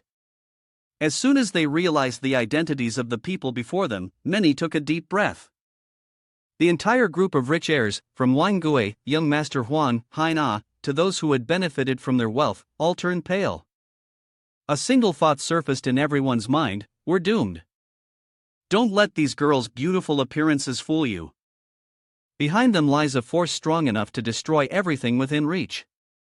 Young Master Park, if you want to flirt, then flirt, but why throw yourself straight into the most dangerous place? Offending the president of Fei Dun Corporation was bad enough, but now you want to use thousands of millions just to greet the CEO of Smoke? Wake up, are you out of your mind? Did you get your head slammed in a door? You're beyond foolish, you are the fool of all fools. Meanwhile, Park Young-jae still hadn't grasped the gravity of the situation. Instead, he was secretly making a decision: those two girls seem to be the ones I met at the CAF this morning. If they find out who I am now, I'll definitely leave a strong impression. With deliberate intent, Park Young-jae issued a warning to the beauties who sought to win favor, so it turns out the one putting on a show at the CAF during the day was this guy. After all, I am Prince Sansung. No matter how powerful these women's backgrounds are, they are still just women. Aren't they still swayed by money and power? But before he could even flaunt his words to the beauties, Chen Yuan abruptly yanked him back. Oh? You think I don't understand Korean? And without wasting time on pointless arguments, he responded with a simple yet highly effective action. A clean, thunderous slap from Chen Yuan landed straight on Park Young-jae's handsome face. The slap didn't just send Park Young-jae flying 2 meters, it conveniently knocked out one of his front teeth as well, leaving him sprawled on the pavement as if he had just been struck by a meteorite. His assistant rushed to catch him, then screamed in fury, You dare hit our young master? Do you even know who young Master Park is? Bastard! Then, turning sharply toward Wang Gui's group, he roared, CEO Wan, have your men seize him immediately. This bastard must pay dearly for what he's done. But in contrast to the aggressiveness of the assistant, the group of people who had once sided with Park Young-jae could only widen their eyes in shock, glancing at each other without daring to move. They could only stand frozen, watching as the Sansung prince lay sprawled out, with not a single one of them showing any intention of stepping forward to help. Instead, Wang Gui hunched over and quickly ran toward Chen Yuan, bowing deeply as if afraid his sincerity wouldn't be enough. Mr. Lim, please calm your anger. This is just a misunderstanding. I truly didn't know it was you. What a disaster, family not recognizing each other. I sincerely ask for your forgiveness. On another day, I will personally visit your home to formally apologize. That damnation K-fool really doesn't know his own limits of all people to provoke. He had to mess with you, Mr. Lim. Hearing this, Park Young-jae's assistant furrowed his brows and couldn't hold back from shouting, Wang Gui, whose side are you on? Do you still want to sign the treaty or not? Upon hearing this, Wang Gui quickly calculated in his mind: at worst, losing the treaty would cost me several $100 million, but if I offend Smoke CEO, I'll lose my entire career. Forget Smoke CEO, just the Chin family and the Dai family alone are enough to crush me. In less than 5 seconds, Wang Gui made his decision. He turned around without saying a word and delivered a swift kick to Park Young-jae's assistant's stomach, sending him sprawling to the ground. Sign what? Here's your signing. Who do you think you are, shouting orders in front of me? Think I'm scared of your face? Following his lead, Haina and the group of wealthy kids joined in, each throwing in their punches and kicks. This is for hitting on girls. This is for messing with Smoke CEO's woman. This is for showing off. So what if you're the Sansung prince? This is Nation H, you think you're all that? The atmosphere grew tense. Park Young-jae, helped to his feet by his assistant, had blood dripping from his mouth, and his front teeth were nowhere to be seen. Writhing in both pain and fury, he forced out each word through clenched teeth. You people from Nation H are truly despicable. Wang Gui, you will pay dearly for what you've done today. Then, with a glare full of hatred, Park Young-jae turned his gaze to Chen Yuan, grinding his teeth. I'll remember you well, Smoke CEO, isn't it? Today's humiliation, I'll repay tenfold. I swear, this won't end easily.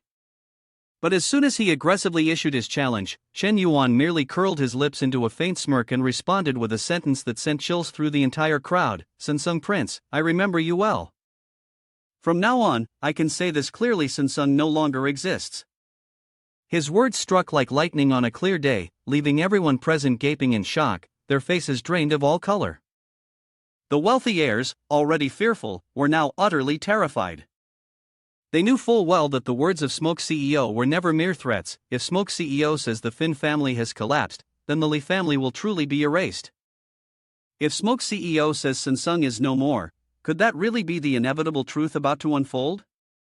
One person in the crowd stammered, "My God, Sansung is a top 18 global conglomerate, a terrifying powerhouse, with products spanning nearly every industry. Is Smoke CEO really planning to do something this earth-shattering?" For most, Chen Yuan's words were easy to dismiss, nothing more than a ridiculous joke.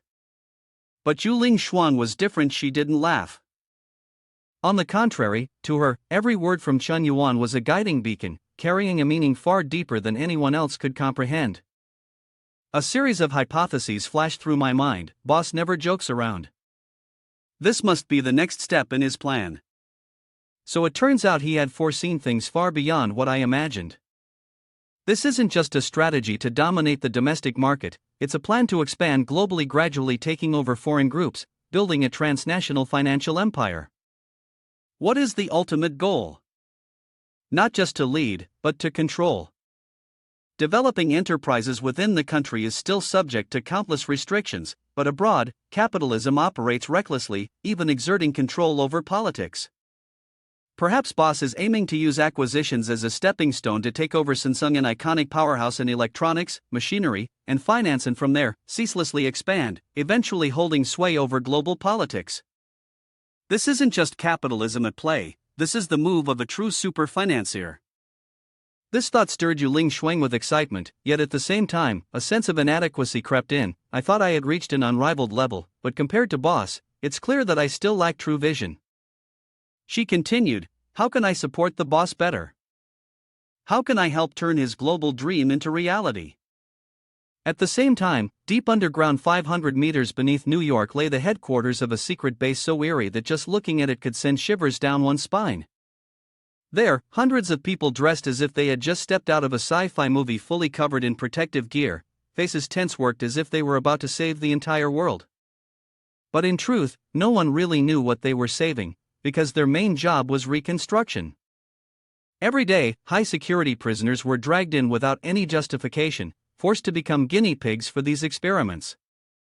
Just one look at those half-human, half-lizard creatures was enough to make anyone lose sleep. They were the results of failed experiments.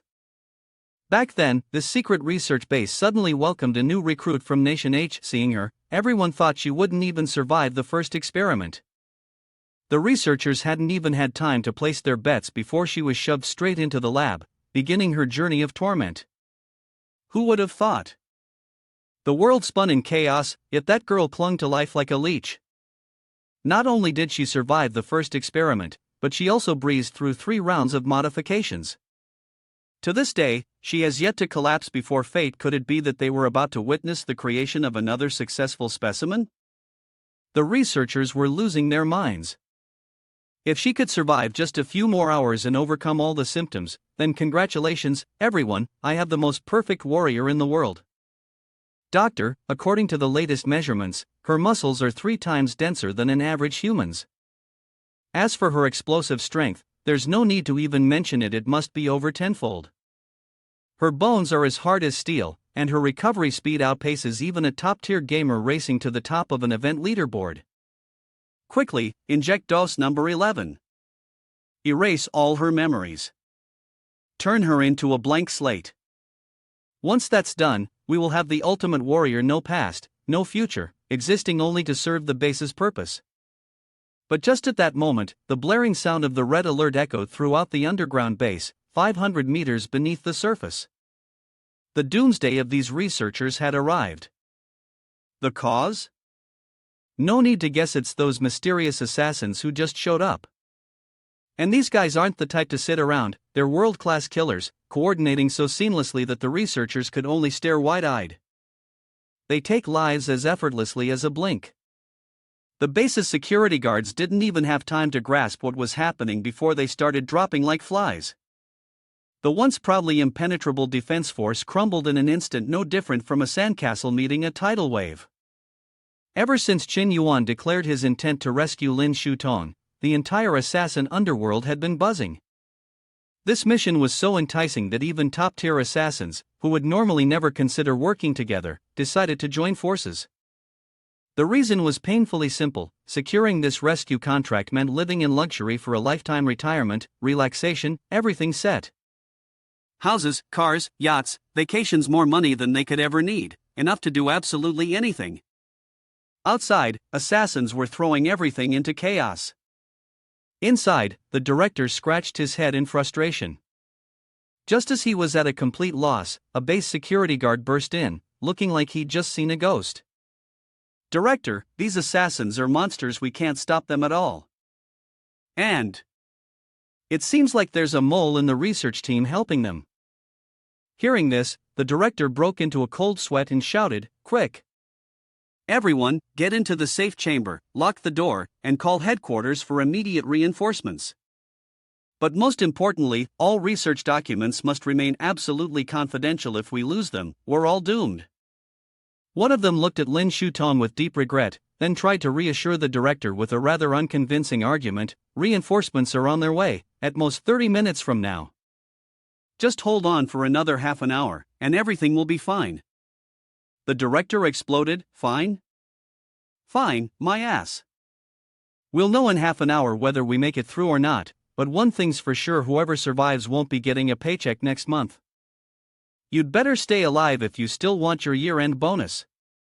Then he rushed straight into the safe chamber, leaving behind a researcher who stood there, unwilling to accept this, and muttered to himself, "Director, should we bring experimental subject 2705 into the safe chamber? She has a high chance of becoming the second successful product." The director shot him a sharp glare, his voice resolute: "No. She's still submerged in the energy solution, and the rejection reaction hasn't subsided yet. Pulling her out now would be self-destruction. Just hold on for another 20 minutes, only 20 minutes." In the base, hundreds of experimental subjects were still floating in glass containers filled with green energy, but no one could say for sure what the assassin's ultimate goal was. At this moment, protecting themselves and the research documents was the top priority. Whatever happened to the experimental subjects was out of their hands. After 30 minutes, the team of assassins, led by their boss, managed to rescue Lin Shutong and immediately withdrew. Every passing second was tense, and no one wanted to linger any longer because each moment of delay increased the risk of being wiped out by reinforcements from the Central Institute. At this moment, Lin Shutong's consciousness was hazy, as if she had just woken up. In the fragmented memories that lingered, she vaguely recalled what had happened: "I was kidnapped by a group of foreigners, and Chen Yuan risked his life to rescue me. But no matter how hard he tried, even to the point of being covered in blood, he still ended up injured because the robbers were too strong. Wait, I'm just an ordinary university student. Why would they go to such lengths to kidnap me, involving an entire team like this?" Along the way, she could only sit dazed in the car, both dizzy and bewildered by the barrage of questions running through her mind. At this moment, a female assassin asked, "Excuse me, are you Lin Shutong?"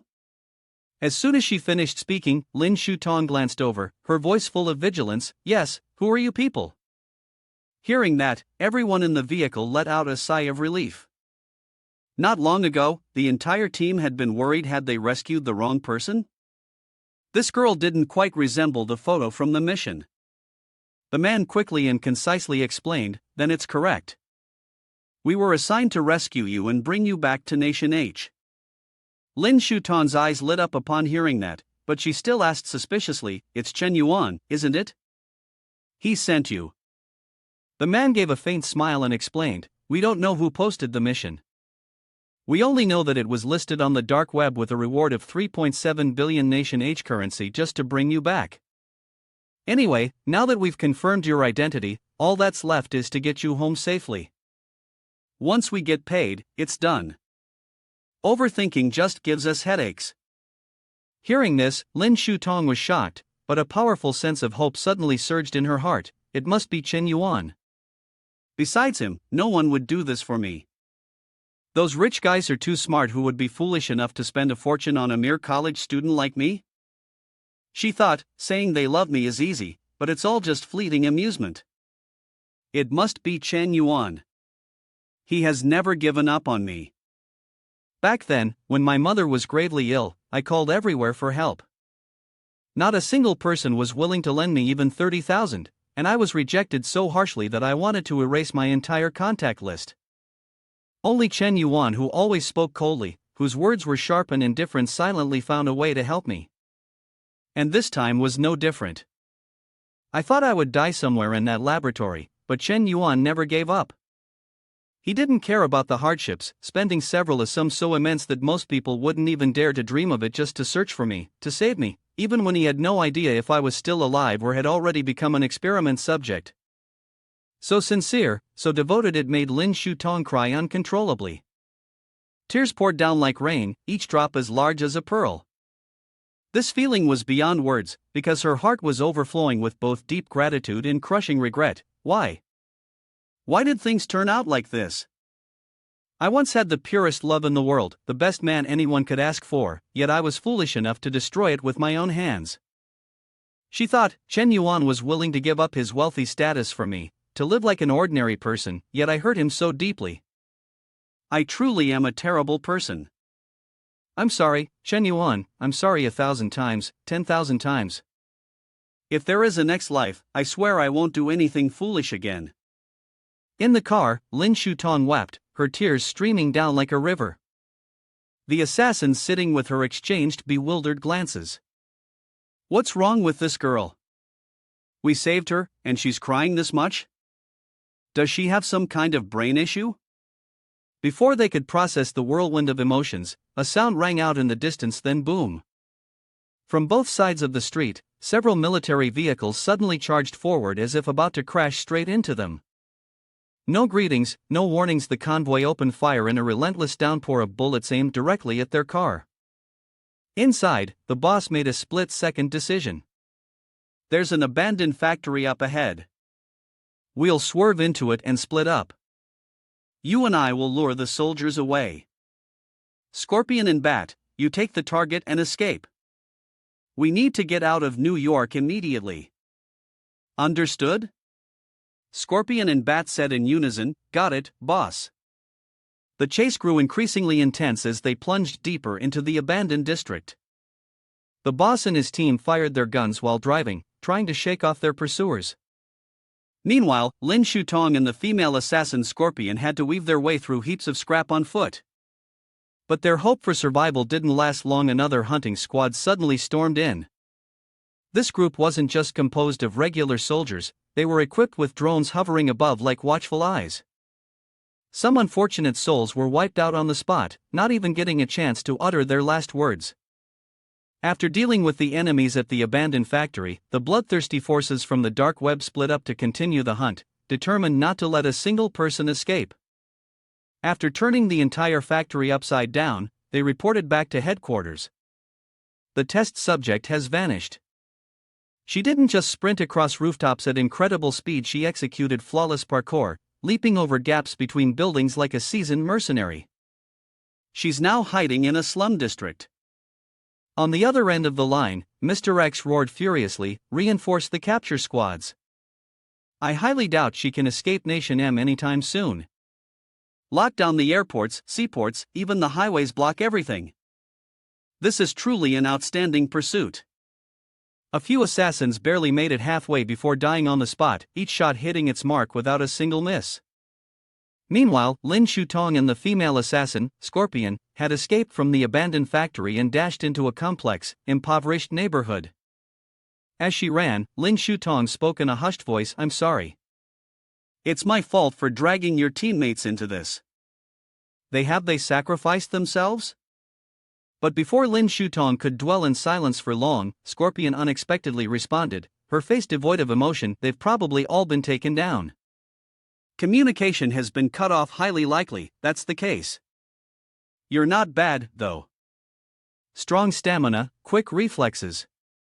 With proper training, you could become an excellent assassin.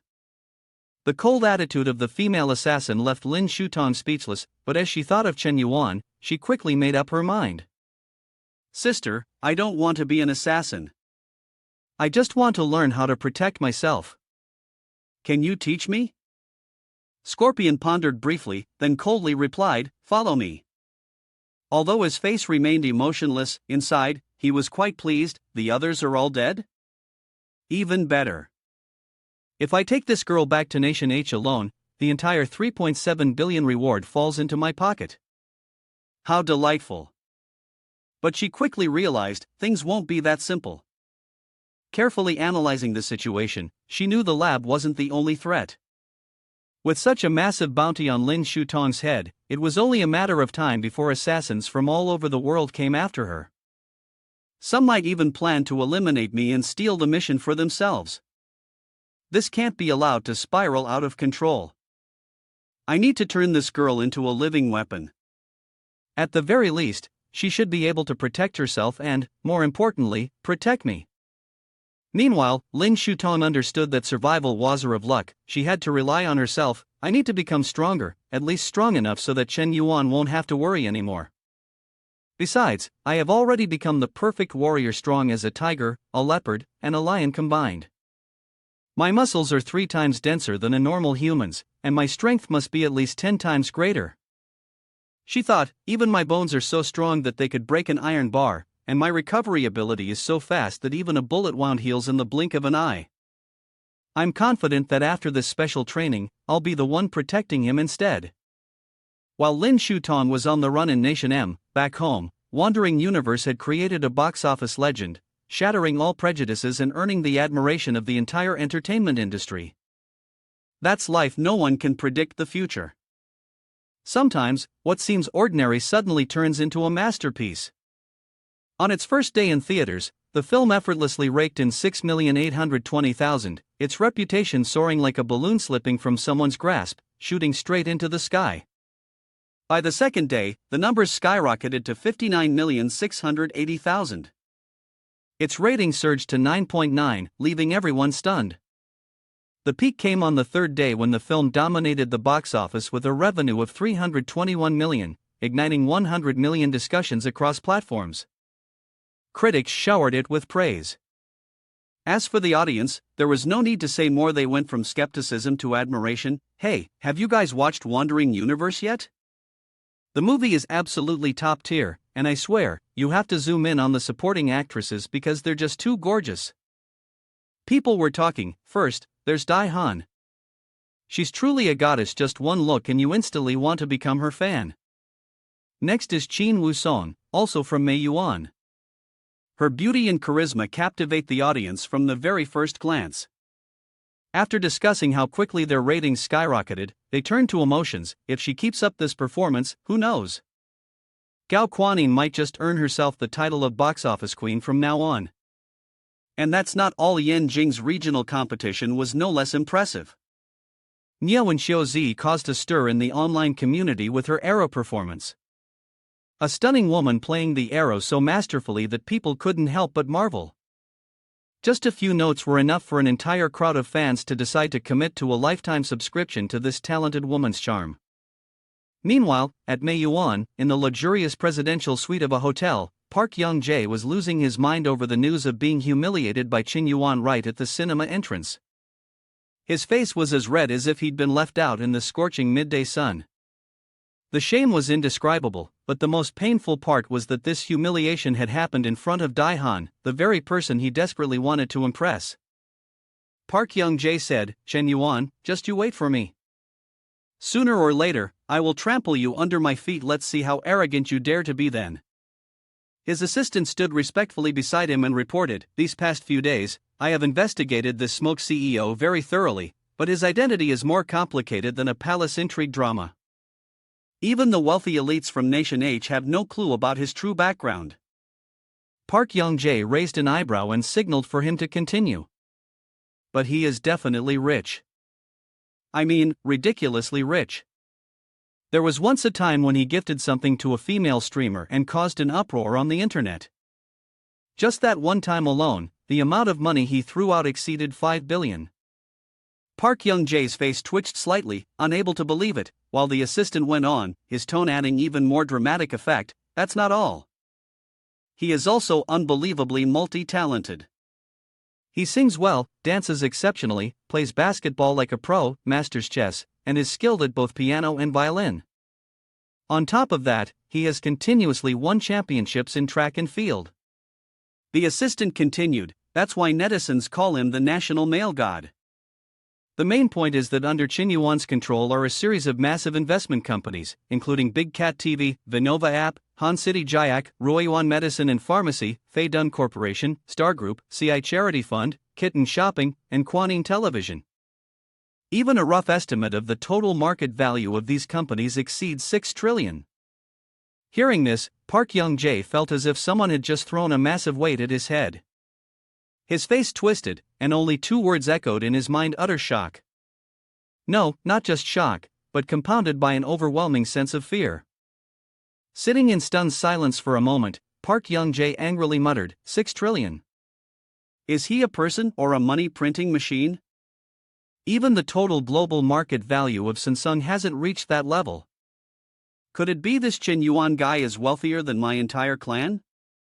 Seeing his boss in a daze, the assistant adjusted the black-rimmed glasses and added, "Young master, don't panic just yet. You can't judge everything based on appearances. The data does show that Chen Yuan has invested in numerous industries, and it's true that the total market value exceeds 6 trillion, but many of those shares are not directly under his name." The assistant added, "Perhaps the investment money isn't even his own, but rather capital from some wealthy group, or maybe even a whole syndicate of rich individuals backing him." Hearing this, Park Young-jae took a deep breath, feeling as if he had just been slapped awake, a chill running down his spine. So behind the richest people in the world, there are even wealthier ones who stay hidden? The assistant adjusted his glasses, his expression deeply serious. Exactly, young master. The truly skilled, the genuinely wealthy, none of them like appearing on Forbes rankings. It's obvious this Chin Yuan is likely just a pawn in the hands of colossal tycoons. The forces behind him must be terrifying. Look at it, every single industry he invests in is interconnected, forming a complete ecosystem. What's truly frightening is how, in just half a year, he's risen like a rocket. There must be an elite team of top-tier advisors behind him. It's impossible for this to be the work of mere newcomers. Hearing this, Park Young-jae slammed the table. His face was cold, but a glint of frustration flashed in his eyes. I underestimated him this time. But no matter how formidable Chen Yuan is, he still can't threaten the position of our Samsung." Before he could say anything else, his assistant continued reporting, "Oh, right, young master. Tonight at 7:30 p.m., the Manhwa Emperor Hotel is hosting Mr. Chin's 75th birthday banquet. According to the information I've gathered, Mr. Chin is very fond of antiques, calligraphy paintings, and classical literature. Aren't those your areas of expertise? I've also heard that Miss C and Miss Chin will be attending. The chairman has already prepared an invitation for you, and you may participate as Prince Samsung. This is not only an opportunity to meet distinguished ladies but also a chance to build relationships with the upper class and pave the way for entering the nation H market." After speaking, the assistant brought out an outfit so dazzling that it was almost blinding. Park Young-jae took it in his hands and nodded with satisfaction, so all those years of studying refinement and artistry can finally be put to use. Tonight isn't just about restoring my image, it's the perfect moment to show Chen Yuan that the Samsung prince is no ordinary man. In his heart, Park Young-jae silently made up his mind, to win over my grandfather, I had to dive into studying antiques and calligraphy paintings from a young age. Not only did I learn, but I mastered them so thoroughly that I unknowingly became a connoisseur of antiques. Thanks to this exceptional skill, I quickly secured ownership of Samsung's shares and was recognized as the most promising heir. This time, I must turn the tables, reclaim my image, and seize the opportunity at hand. The elite gathering at Mr. Chin's birthday banquet, this will be the stage where I shine again, as dazzling as the sun. Then, Park Young-jae walked forward as if he were the center of the universe, his aura burning with the intensity of a warrior heading into battle. Based on the information I've gathered, Chen Yuan is exactly the kind of prodigy people talk about in legends. Basketball, singing, dancing, piano, violin, go, even acting, he excels at everything. But calligraphy, painting, or antique appraisal? Those are definitely not on his list of skills. So if that guy dares to show up at the banquet this time, just wait and see how I serve him a full combo of humiliation. The assistant naturally wouldn't let his young master lose interest, so he immediately followed up, that's right, this is a once-in-a-lifetime opportunity that can't be missed. This time, not only will we reclaim our honor, but we'll also show Chen Yuan what it truly means to be a Sansung prince. Evening in Mei Yuan from 5:30 p.m. to 8:30 p.m. prime rush hour. The streets were packed with vehicles, each car lined up like strands of spaghetti. But for Chen Yuan, the story was different. He sat in his car, gliding through the congested roads like the wind. The reason was simple: no one dared to take his lane, no one dared to overtake him, and certainly, no one wanted to be anywhere near this multi-million-dollar car. Just as he arrived at the gates of Mei Yuan Emperor Hotel, Shin Wusong called to remind him, "Hey, Chen Yuan, don't forget tonight at 7:30 p.m., Mei Yuan Emperor Hotel, my grandfather's birthday banquet. Don't be late." He replied, "Got it, Miss Chin. How could I possibly disrespect your reputation? Right on time, don't worry." As soon as he stepped out of the car, Chen Yuan suddenly remembered a birthday banquet. What about the gift? Thinking back and forth, but still couldn't come up with a dish that was both clever and reasonable. Speaking of which, last time, he even freeloaded off someone else's 1,000-year ginseng, which nourished the lungs and liver, and even extended lifespan by a full 100 years. If calculated properly, he owed the Qin family quite a significant favor. This name sounded familiar. Ah, that's right. Isn't this the 5-star hotel under Fei Dun Corporation? But just at that moment, excited voices rang out from two girls in a red Mercedes nearby, their eyes sparkling as if they were glowing. Wow, a Bugatti Ven. This car costs tens of millions. Then, the two girls chased after Chen Yuan and casually dropped a sentence that carried lethal charm. "Hey, handsome, can we add your WeChat?" Chen Yuan was about to decline, but as soon as he turned his head, he froze on the spot. Huh? Twins? Standing before him were two girls who looked exactly alike, adorable faces, skin as smooth as milk, and a fresh, pure aura, yet with a subtle allure that was impossible to ignore.